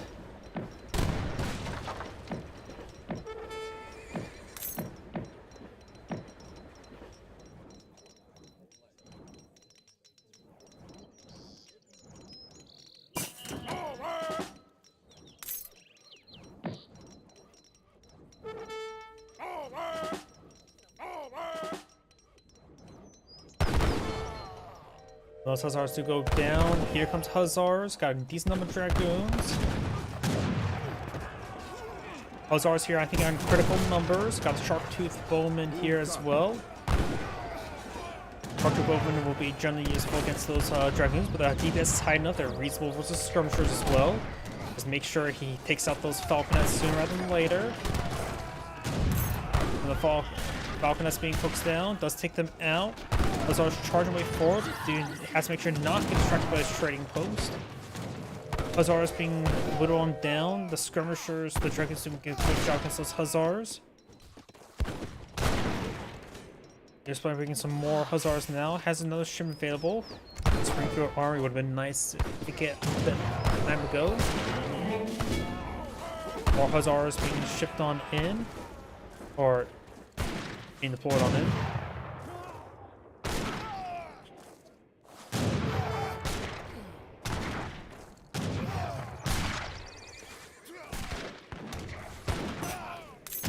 Sparring flag is utilized there. Here comes the Hussars. He's left his Dragoons in reserve.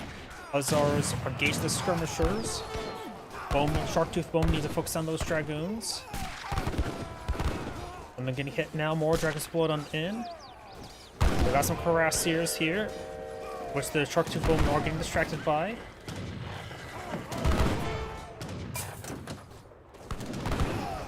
Now got this state research there. I'm not really familiar with what that one is. It has a high value to it. I think that gives them, let's see, grants food and wood for each settler and boat you've already currently have, and still gives you a rebate or a partial refund and makes them futurely cost less. Now it's aging up to Indiana, so Mammoth, the Mammoth Act may be useful. Get out of free industrial. Of course, I'll basically lock out the number of villagers you have until you get another town center going.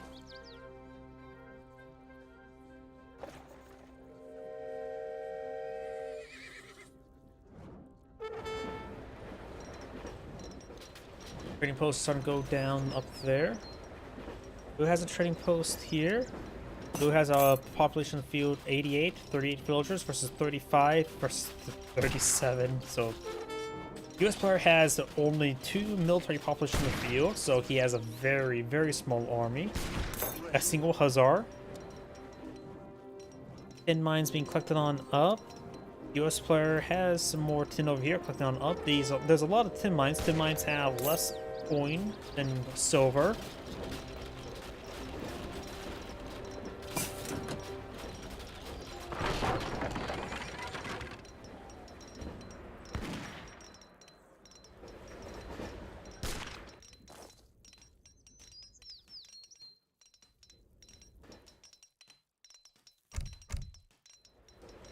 This player has quite a bit of resource stockpiled up as well. I wonder, what is he going to do with those resources? Sharpshooters? Overall seems sharpshooters to be the best. You have to be careful about any Cuirassiers. Going for Carbine Soldier, Carbine Cavalry, also going for Indiana Mobilization, so he's going for 11 more Carbine Cavalry. And increases heavy cannon. It reduces build time by 10% and reduces research time by 10%. So he's going to have a massive wave of carbon cavalry.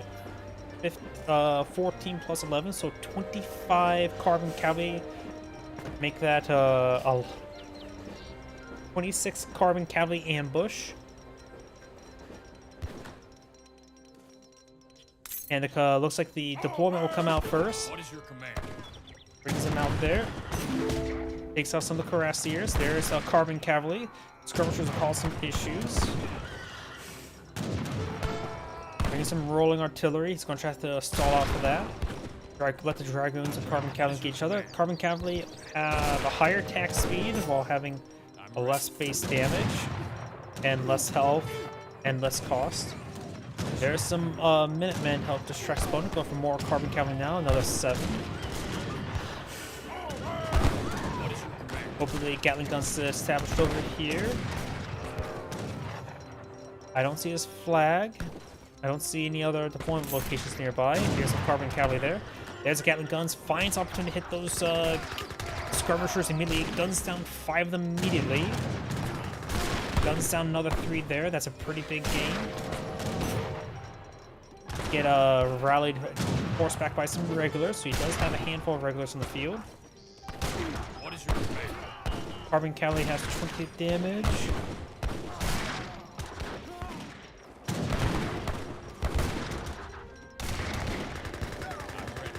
Good attacks there. Not many skirmishers remaining. More Carbon Cavalry being deployed by the US player. Does he have the Buffalo Soldier? No Buffalo Soldiers, which gives them a little bit of armor, right? Wait, no, here they are. No, that's Georgian Hussars. His original plan does not involve Carbon Cavalry, but that's the path he's going for.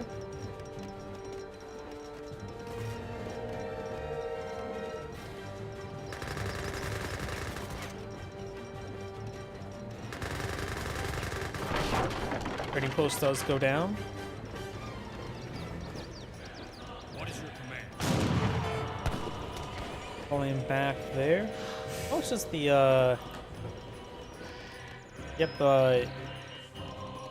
that suggests that the trade rickshaw, the Chinese immigrants, is free. Never really looked into it, how much it costs. Finds a good number of skirmishers there, and so we'll splash down some of those couriers. Gatling guns getting some good damage there. All the Gatling guns now down. Couple of regulars back here. Over these skirmishers are going to cause some big issues. More Carbon Cavalry for the US first player. Some of these villagers can hit there as well. Of course, light cavalry does do less damage versus villagers.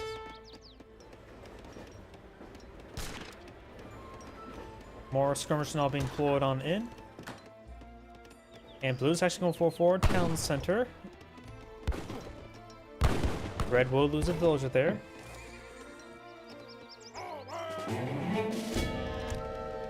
This player could try bringing the Indiana Mammoth Act.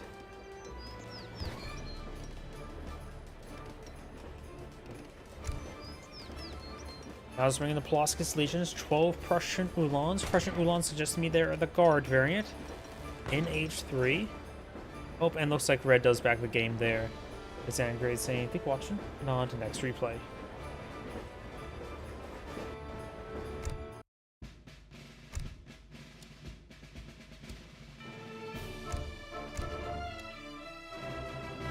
Anti-marine?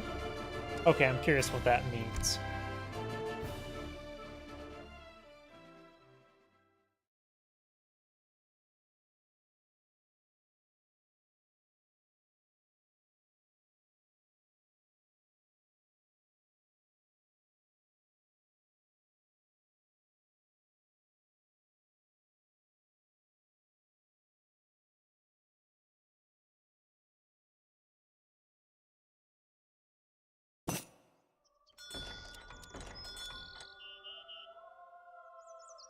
Just a casual 100 military pop in 1 second.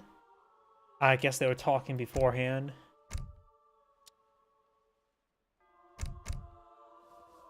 Greetings everyone, and Grade here for another Age of Empires 3 replay. It's on the south side as the Blue America. We have Mia's. Spawn on the north side as the Red Japanese. We have Madonna. We will kill off this witch hunter and steal his last letter home. You monster. Let him deliver his own letter home. When it comes to names of the map, we do have the House of Fanar as well as the House of Habsburgs. Both gives you a big button to summon units, so you can get a lot of free units here. US may want to go for a deck involving the Chinese immigrants to get out some free trading posts to claim them all very quickly. It's mainly going for this trading post here, bring in some EXP. Man, it's not selected deck. US player is not selected deck. Looks like a consulate being established here as well.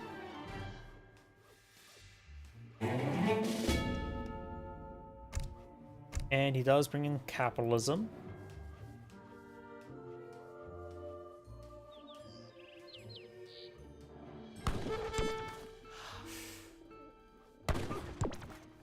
We got marauding rabbits. Rabbits are a outlaw. These ones cost a treasure guardian variant. The outlaw variant does have 30 damage and 8 range. These guys have longer range, less damage, but they still hit like a truck. And you will get a Scribble's Orders of the Light Brigade worth 115 experience. So it's getting a lot of EXP. Oh, got the Chariot Orchard Rickshaw. This player does not have Chinese immigrants, does have Irish immigrants and Dutch immigrants. Let's see, we also got Silversmiths. That's a little bit interesting. Darktooth Bowman. Sorry, a lot of clicking there. We do have US Marines as well as the Conscription. As well as Kovat's Legion and Pulaski's Legion. Got Patriotism as well as Long Rifle, so it's going to be overall Marine deck supported by other shipments. Whoops, my apologies, hit my microphone. We also have Heavy Fortifications. It's a pretty fun card for the Italians if we go for Freemasons.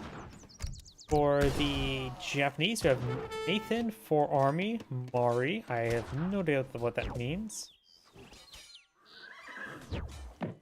In which we got Yumi Archer Attack, but hardly any cards here, including it does have Flooded Parasol. That's rare. Increase the villagers gathering rate from rice paddies. Use both food and coins, so it's a mixed card for lower values. A little bit questionable, honestly. Let's see, what else is there? It's just Yumi Archers. Yumi Archers, and we've got Nagarada Rider hit points. Bloody Harvest gives Nagaraders do more damage against archers and skirmishers. It's a bonus damage against infantry, less versus heavy, more higher Lancer effect. I don't remember seeing this card all too often. We also got Eno Rush, give his mounted archers the Yab Sume. Probably butchered that well enough. Increased damage, bonus damage, more damage against artillery. Plus 100% damage against artillery. I think their base damage against multiplier against artillery is already like times 6 times 7. They don't really need more damage against artillery. It does give them more damage, plus 20% more of all damage, which is probably pretty nice. Got the Royal Mint, which also does affect rice paddies, as well as natural coin deposits. A lot of times, two cards here. It's got the Red Seal Ship. When this shipment arrives, all your current coins exchange for a lesser amount of export. Since it's an age 4 card, it must be a really good conversion rate. Since export is that free resource, you don't really get focused on collecting, so that's interesting. Oh, and Red sealing this trading post. No, that's a shrine there, not the trading post. Just trying to stall up the shrine, as well as steal some of the local fauna. A lot of cards here. A large amount of mounted archers. This is a very unusual Japanese deck. I like it. Away the bow. That only affects Yumi archers, not the mounted archers. No, it'd be sort of interesting. It also affects mounted archers in some manner. Can't say what it should. You don't really see the Japanese mounted archers all too often. Rarely ever, only if you really need a counter artillery unit. Does have access to diplomatic intrigue. He may go for that. I think he's going. Oh, it's going for a ship of wood first.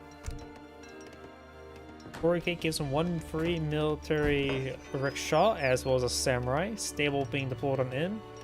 So we've got Japanese horse deck card. We also have the Portuguese allies and bringing shipments of wood, which looks like bamboo to me.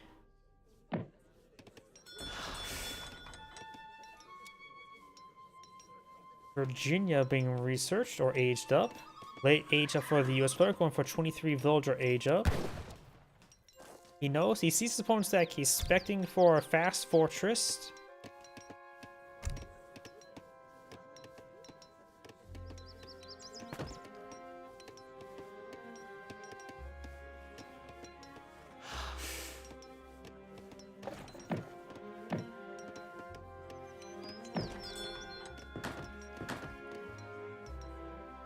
Many shrines on the field, which are tasked to collect up wood. And he's also not even gone for the local fauna around his primary town center. A lot of shrines being established across the map. Got diplomatic intrigue now being shipped on in. He has his coin there. Not enough food to age on up. A very late age up for the US player. He has the Dutch immigrants as well. But by the time he ages up, he can immediately hit that button. Yeah, I don't think I've ever seen a US player go from age 2 to age 3 immediately. Very bold. And he's aging up again to Kentucky. Orders? Military wagon shipped on in, going for the saloon. Also going for stagecoaches. Coaches. We already got stagecoach for red. This of course give him a little bit extra coin trickle. I don't think he's trying for outlaws or for mercenaries. Yes. There are state or some Minutemen who are at 1 health. Yep. What is your command? And does bring in some more Minutemen. I'm ready. He's just constantly cranking out the Minutemen just as a supplementary force. What Of is course, your in this command? age, Minutemen goes down to 101 health rather than, what's it called? 1 health. I think 1 health is only for the age 1 Minutemen. And he does go for the time. You should always go for this immediately. There's no downsides going for it, delaying it. Other than it takes a little bit of time. He's going for the US Marines, which will prevent them from degrading. Looking at a lot of coin. We do now ending relationships with the Portuguese. He got everything he wanted from them. The shogunate being established will give him access to more daimyo, which are 2 mounted, so they should be able to go along with his units quite nicely. 2 shipments available. How's his Cherry Orchard coming along? It still has a lot of food on it, so doesn't have to get them replaced. Got some sharpshooters established. Yeah, the US player should immediately go over this. It adds +2 shipments and does not increase the cost of your shipments. So you spend 1 shipment to get 2 shipments. You get +1 shipment effectively. Going for rolling artillery. He does have US Marines, so that his Minutemen no longer degrade. But they still cannot be healed by priests. But they also do have some other extra effects that are able to do a little bit of bonus damage versus ships and artillery. So he's very well equipped to deal with his bonus ships he may deploy on this map. Though land ships are not in this game, nor many other games. You have to play what's called Supreme Commander and fight against the Cybran. After all, don't you wish that your destroyers can sprout legs and walk on land majestically? Oh yes. I definitely butchered that quote. Steel traps being researched. Is also bringing in the couple Minutemen. I have no idea why he would go for that shipment. Sure, it will give him 6 Minutemen immediately. He can click on the big button again to bring in some more Minutemen. Yes. So we got a pretty large number of Minutemen now. Think about it. I'm ready. We have 38 Minutemen by minute 10. I don't know how many Minutemen you're supposed to get by now. But he only had the 1 town. Oh no, he actually had 2 towns, so he actually got quite a bit of extra Minutemen. Okay. There's 12 Minutemen, or Marines I should say.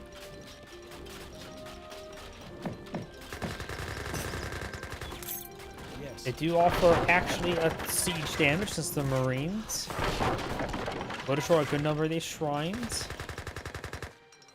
What is Japan deploying on in? He's going for Naginata Riders, which, since they're neither classified as light nor heavy, Lancer units will be very effective against them since they're still classified as infantry. So Naginata Riders are a good counter to that. They're also going for Bloody Harvest, which does increase more bonus against infantry, so give them 100% damage increase against infantry. So that would be up to 2.5. So 36 times 2.5. That's a relatively big number. So effectively, nearly 100 damage per strike. So they will 3-shot these US Marines. I think the extra melee resistance will not be enough to prevent the 3 shots. Bring some more Naginata Riders, so he is getting the proper counter. Very, very nice. Gatling guns will do less damage versus these cavalry units as well.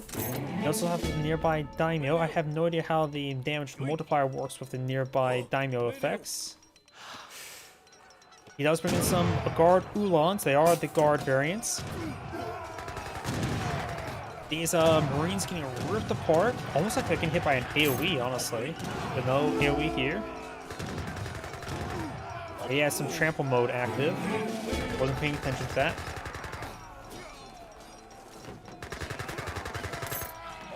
He does save his daimyo, which has a good amount of health and a bit of health regen when it's stationary.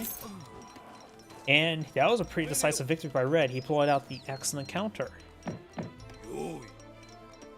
While Ulans, these guys don't typically counter Ulans, they will still at least fight them on reasonable ground. Here comes a counterattack. More Naganatas blow on the field. Russian American company is now being salvaged, so provides good defense. Skirmish, the sharpshooters are going to get ripped apart. He does have a good number of town centers in the field.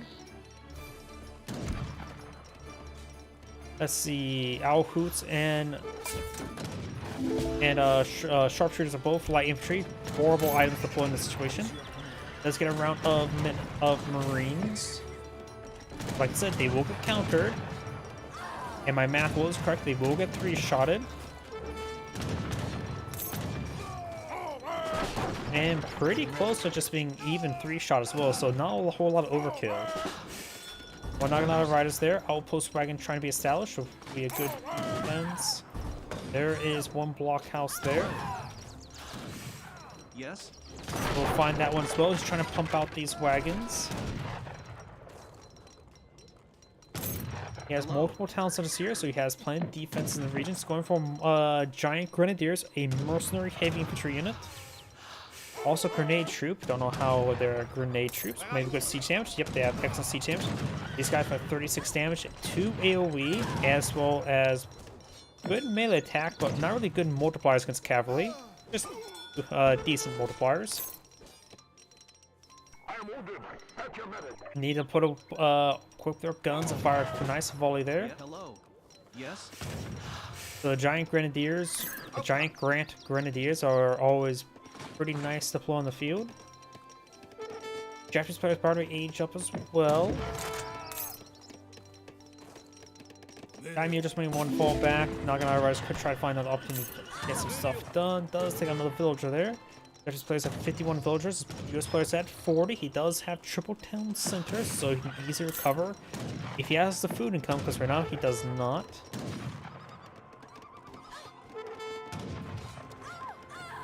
Yeah, the Japanese players now age up to the Golden Pavilion, which will... I need to click on it directly to see what his age up will be like. Because I don't know this one top of my head. And age 4, which will give him 10 Yumi archers, is not too particularly great. Also gives him configurable bonuses, which is the key aspect of that structure. He's also going for Japanese isolationism. This player has a number of these frontier outposts as well as the blockhouses, so he has a good amount of various defense. And a good number of town set as well. He should be able to stabilize quite easily. He does need a lot more villagers and food income to get the villager queues going. Bringing the coal mines, which are times 2,000 coin deposit coal mines that do collect up twice the rate. Arsenal there does bring some more cherry orchards. This one's about ready to be consumed. It was quite delicious. Hello. Villager spots the daimyo. Lady does get sliced apart. Got more Naganatas before because of good hits there on these villagers who needs to get inside the blockhouse. There's the giant grenadiers before. They need to pull out their gun.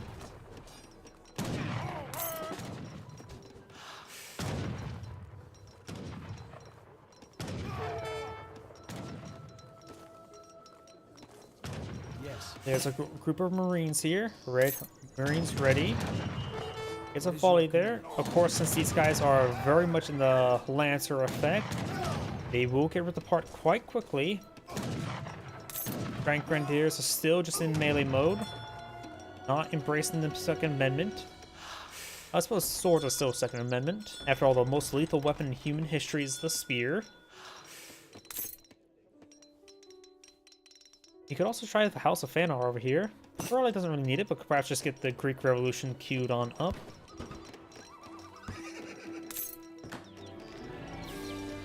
Carbon Cavalry now being established, which should be a good counter to all those units. We also have now the military rickshaw being shipped into the consulate.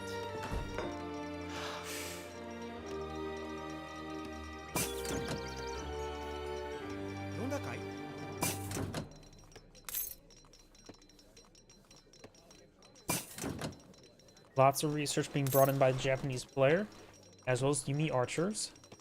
Yes, of course, this age up Golden Pavilion's increasing range attack at the moment. Red's villagers migrating down south. We've got a number of honored Yumi. I don't know why. It's been a while since last seen Japanese player actually get to industrial age. So it's been a while since last seen the honored Yumi. Most times, you just see Japanese try to play and win in age 2. No later than age 3. You rarely ever see age 4 Japanese. Also, there's a little bit buggy terrain there. The texture sort of got spread out. We'll just call that ivy to climb up on. One villager does get stabbed to death.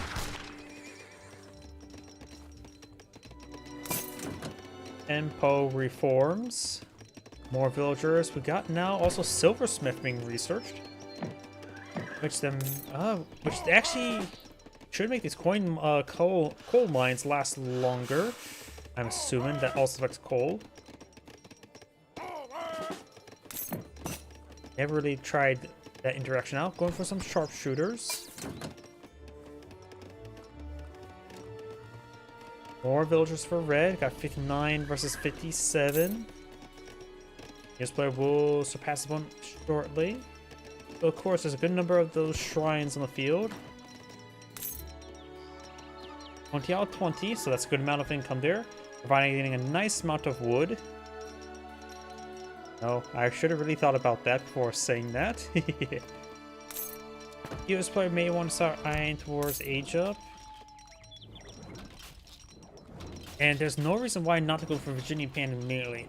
If I were to slow down and talk about this, you spend 1 shipment to get 2 shipments. These plus 2 shipments does not increase. I suppose the shipment itself will, of course, increase the queuing a shipment in to get will increase the amount of experience you need for the next shipment. So you could just save this on for later.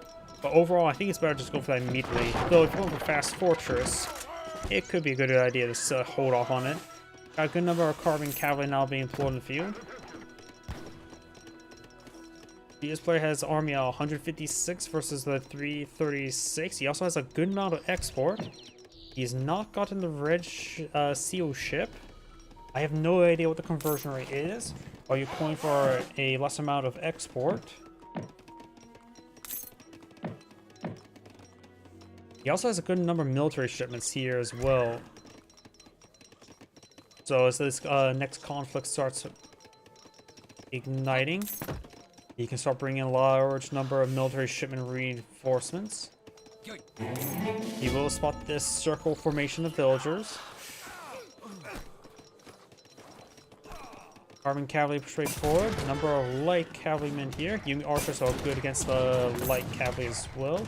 Structure is firing away.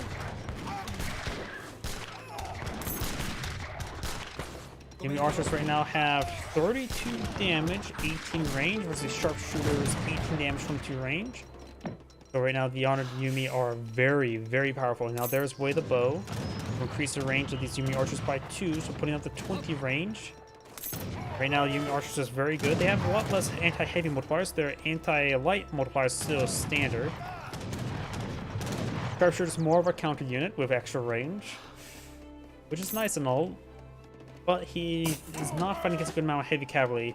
But the anti-light cavalry damage is improved as well. Bushido principles now being researched. He has deployed out the trading posts here, so now you get the big buttons queued on up. And he deployed out all of his export. He's going for a shinobi, which are light infantry. Naginata riders charging way forward. They're going to be excellent against these sharpshooters, like the Marines. Marines getting ripped apart here. This player's now bringing his Virginia plan. He's also going for the range cavalry cavalcade.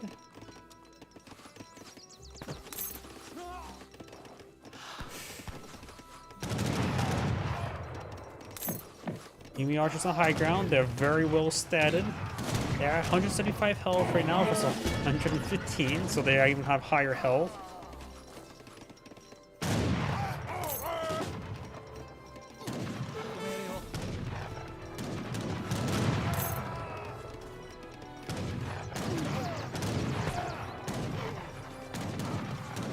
Archers getting some good damage there, slowly winning out the fight. Able to withstand a lot more fire and dish out a lot more damage. Yeah, they're basically almost twice as good as these sharpshooters right now. More Naginata riders being shipped on in, as well as more of the shinobi. More sharpshooters and carbon cavalry for the US player. He can bring some more militia.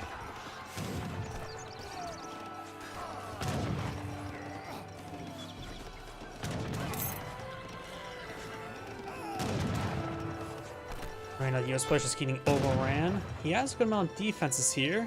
Don't know if that'll make a difference. Probably won't. There's a lot of stuff here. You know, none of them are really siege units. There's just a lot here. Though I suppose Naginatas do have decent siege damage right now, 37. Yumi archers right now at 15. Not too great. But he's been shipping up the mortars for them. That's all the siege he probably requires. Blockhouse does go down. He also has more experience being obtained. He also has a good amount of resources. Maybe a good idea to go to the red seal ship right now. His coin income is actually very high. More Yumi archers being deployed on in.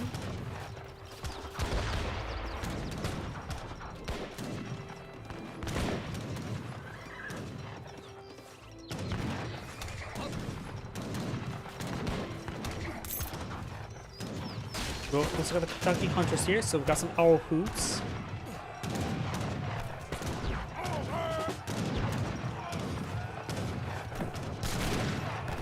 Naginata Riders able to rip apart all the light cavalry, no problem. He just simply does not have enough carbon cavalry to stop the Naginata Riders.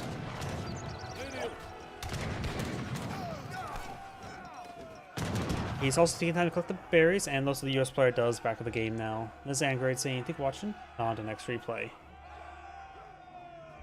I do need to use the restroom again, and it's probably a good idea to start the once again in order to prevent the sound bug. Give me a moment.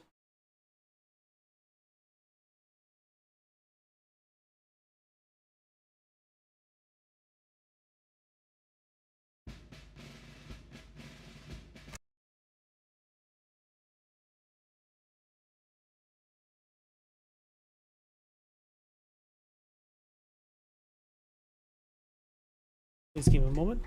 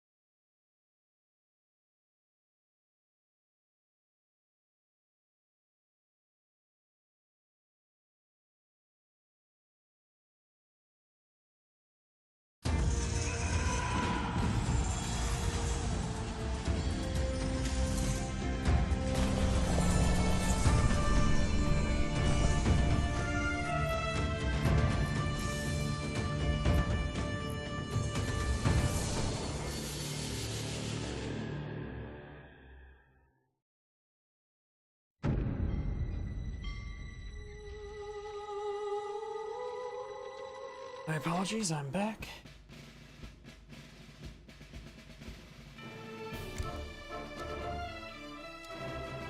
Let's see. Done quite a bit of US. Dutch versus Aztec, no micro allowed. Let's do Ethiopian versus Incans. Let's go something a little bit. Already did a bit Dutch today, so let's go Incan.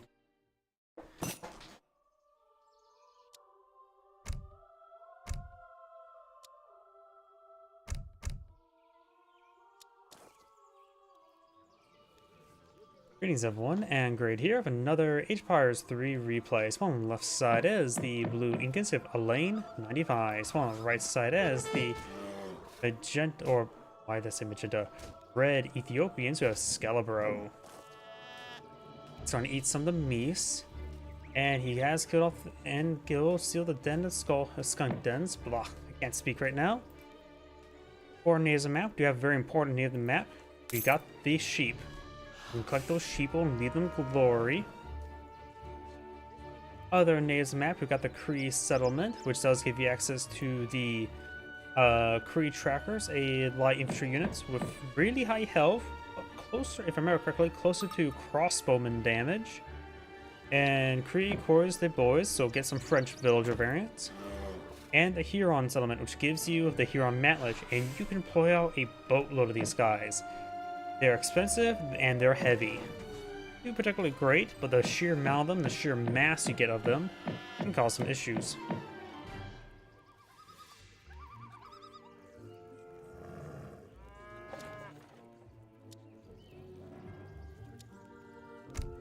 No deck. We have a deck here, the EAU deck. I'm not sure what that means. Villagers being shipped on it does also have access to American allies. Which, maybe the Zaptec allies would be good. Due to the fact that he's fighting against Ethiopians, so a bit more heavy infantry. Salt ponds. So we've got some naval cards here. A Chimi Runner temple as well. As well as the Cha Cha Poya support. Over here, got the Melon 1v1. I have no idea what the melon's supposed to stand for. Melanin?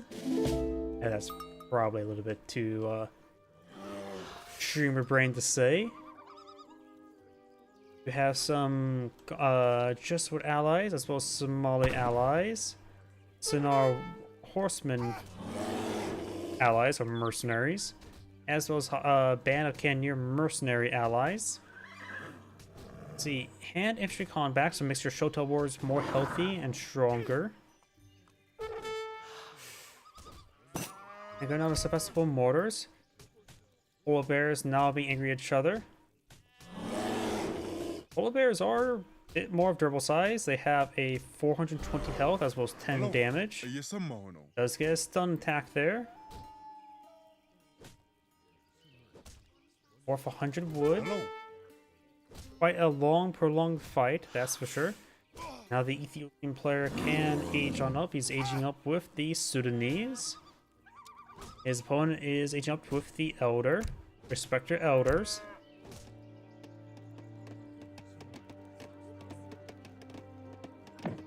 He does find a handful of sheeple here to fatten on up. And we now got Community Plaza here. Incans do get a free llama to start out with. Sheep cannot cause drama at the Community Plaza. Only the drama llamas can cause be at the Community Plaza.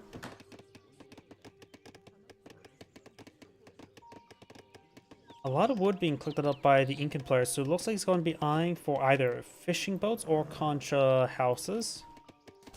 And now Red's also going for a trade post here. We've got a bandit rifleman captured who does a staggering 40 damage. That is a lot of damage. Putting some pretty big holes into this Emir, or whatever it's called, for the Ethiopians.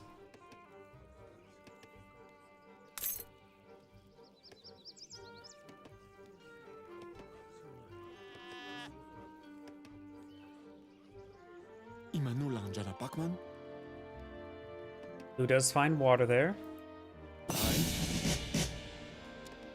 One plays advanced the Commerce Age, does get his free, what's we call it? Oh, I saw a, some sort of Travis there. I must be going crazy. Eagles runners running around. Both players going for a trade post. Got another granary here to help collect up the local fauna. And now do have the 2 Warthog Travises. Give him pretty good amount of proxy capability as well as extra health most Warthog Travises. Local doggos sort of going down.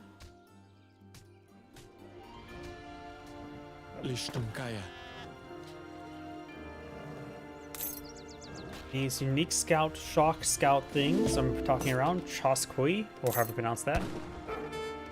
Emiya's gonna be trying to gun him down. They do bonus damage versus mercenary as well, so they are effectively also as a spy. But I think spies have like a really high multipliers, like 4 times 400 or times 40, so 4,000% damage. Sudanese Red Sea trade improvements, so it does give him some Red Sea wagon builders. Some more camps are going to be established there.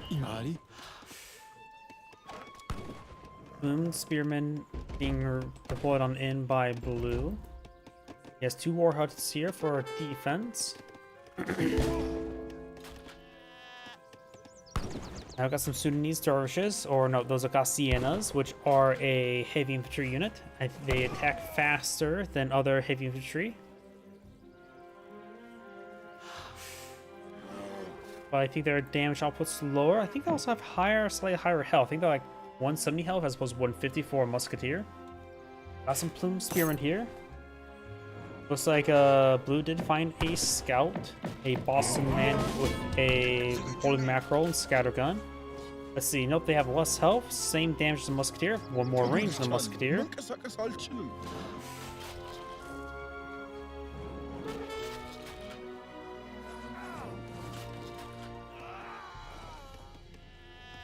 In theory, I always wonder, the increased attack speeds whenever an enemy is nearby.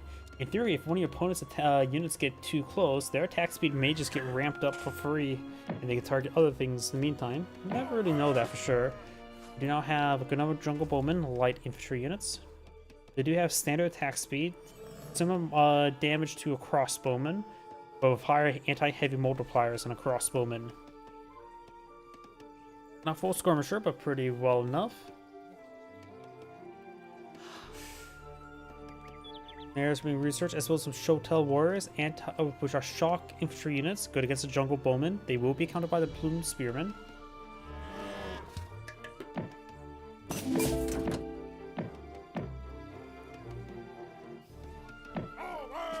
Good number of Shotel warriors are on the field now. We got 9. As with mass number of Gassienas, Bandit Rifleman took a pretty good volley there. He does go down there. He'll take out the Cherokee Rifleman. Also save that from a tree. We also got these livestock values being maxed out, as well as being pretty well fattened. Has a couple sheep there, but 1 Zebu cattle. Sheep can only go up to 300, while Zebu cattle can go up to 500. After all, cows are awesome. I don't know how many times I need to say that.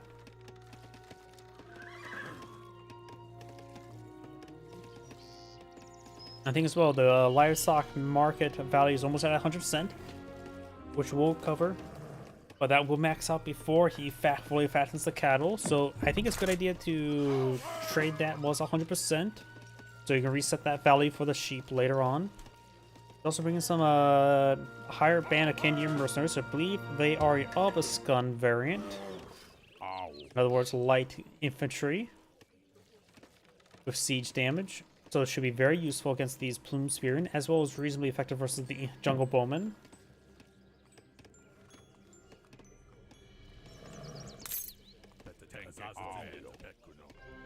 Got 34 military units versus 31.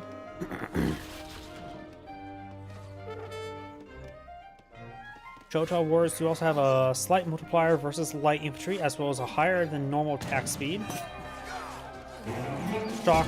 They are class of shock, so these guys will do bonus damage to the Plume Spearmen, but he does have a good number of them. The Gassiena's getting a lot of free damage of those Plume Spearmen. Gassiena's going to be running, or the Shotel Warriors going to be running past them now. Finish them all off. Now the Shotel Warriors can advance. They're snared. There we go. They're now moving fast. More Plume Spearmen there. They need to get pushed on forward.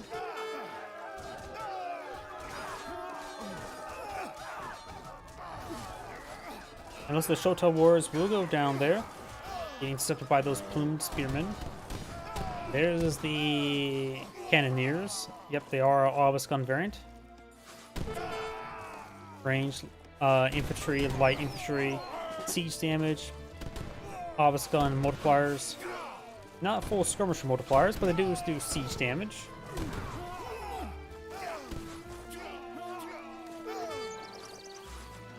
Red's not falling back. Good number of Jungle Bowmen just getting a lot of free damage there. Some of the Cannoneers are getting hit.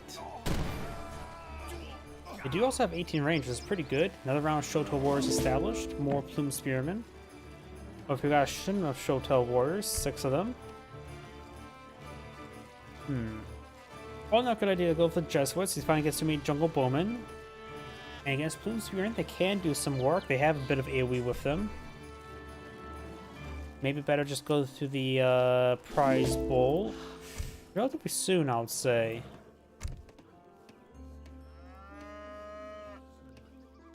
It says it can be fattened further. He has a number of sheep he can... Yep, his sheep is starting to get pretty fattened. Livestock value has been recovered, so you can go for the wood. It's probably a good idea to go for a bit of wood. And bring the prize bowl to bring in the gold. Bringing the money.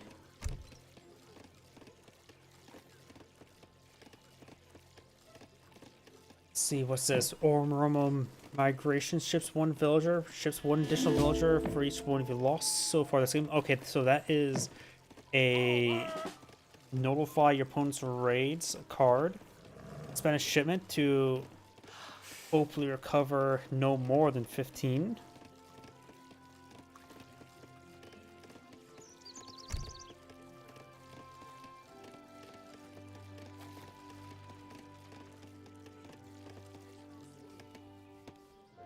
Like one of those sheep will have been sold.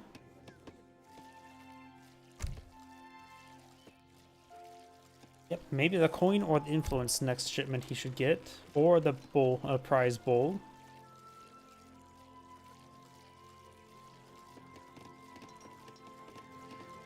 Blue has established from fishing boats and fields, so we got 38 versus 32. Plus we got the contra houses, which are numbered in a 6 out of 12.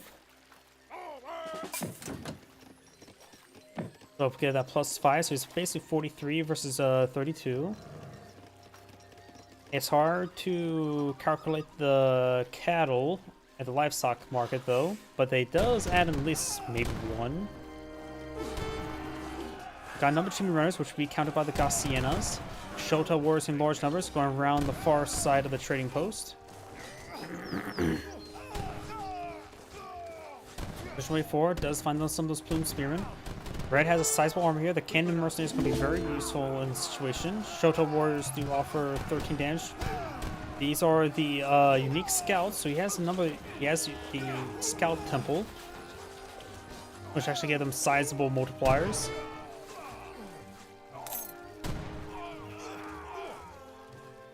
Shotel Warriors charge way forward, trying to take out those Jungle Bowmen. He does have some war huts for defense. So these villagers, they may want to start running up north to avoid being spotted.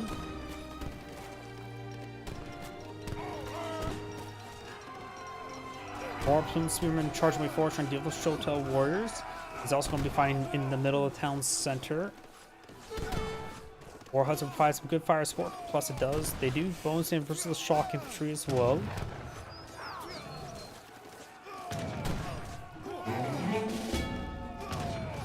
Now we've got a round of standard Shimi runners.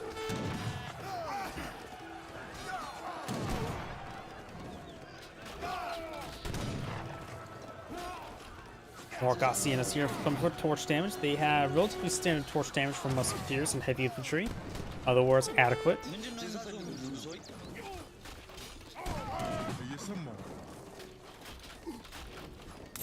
Trying to push down the war hut. Kansas currently garrisoned with 11 villagers, so was able to get some good fire support. We're ready to shot these Gaussianas. Another round Jungle Bowman.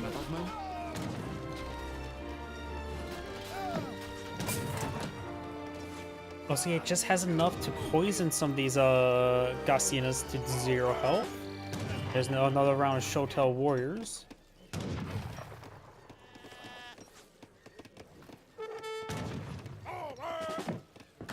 Single Chimney Runner charging by 4. There's more Chimney Runners there.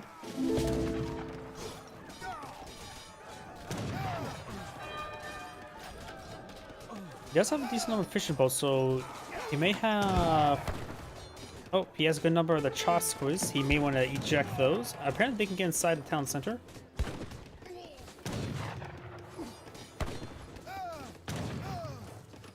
I know they can get garrison inside of the Tombos, the trading posts, unique trading posts for the Incans, for some sort of effect.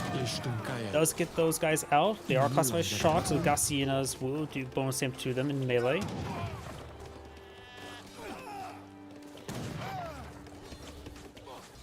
Looks like some of these villagers going down here as well. Evacuate some of these villagers up here. So he has 10 villagers down, so he's down to 37 versus 37, so equal. Plus, there's also all these punch houses, but fishing boats do collect less in food. So roughly equal. My apologies, I have my microphone again. Good number of Jungle Bowmen on the field. And the war huts are still just generally fine way, though they're almost down. So he needs to get the auto repair on this one, and this one won't hurt as well. We'll make it less hurt by repairing it. It has feelings, you know. Selective lodging room research, more Shotel Wars, more Gaussianas. Got the Gaussiana damage. Over here, more of the Plumed Spearmen. We do actually have the Conquistador spawn field. Light Cavalry with 18 damage, 1 AoE. In other words, they are mostly light support unit. Light cavalry support unit, I should say. Villagers migrating down south, a little bit risky, but also a bit safe. Because concealment is the first thing under starter staying alive. And one of the YouTubers that I watch, Spookston, the survivability onion. First layer is concealment. If you can't get seen, you can't be shot. If you're not seen, don't die. Shotel Warriors get a good strike on there on the Jungle Bowmen. The Plumed now engaging them, but they're simply way outnumbered. Unique Scout things do also have a good amount of health to hold the line, but he just got ripped apart. His armor is far too small to push forward like that. I've got the American allies. I think the Zaptok Warriors would be excellent right now because they are a Jaguar Proud Knight variant, which gives him bonus damage versus shock and versus heavy, as well as cavalry. The Zaptok Warriors, of course, just going to be very good, useful right now.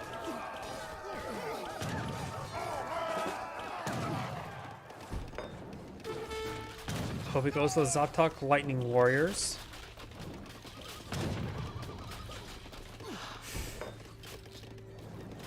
He has 2 native embassies in the field. I haven't seen a button here selected that he selected either of them. There's a good number of Chimney Runners, which are technically countered by the Gaussianas. They are which does bonus damage to melee against the shock troops.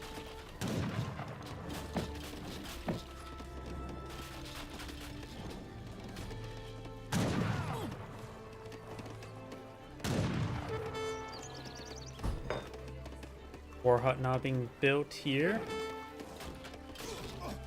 Chimney Runners getting some damage. They're not being retaliated, so get some free damage there. There's to throw a spear. Does lose no war hut.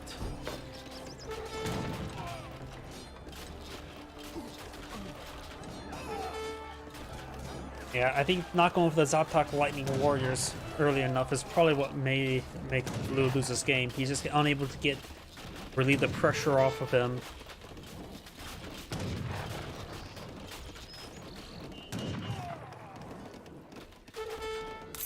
Because right now, the Zaptok Lightning Warriors would literally counter everything he fights. Shota Warriors and Gaussianas. But either way, this ain't great saying. Thank you for watching. On to the next replay. That's probably going to be my last replay for tonight. My voice is starting to go out, so everyone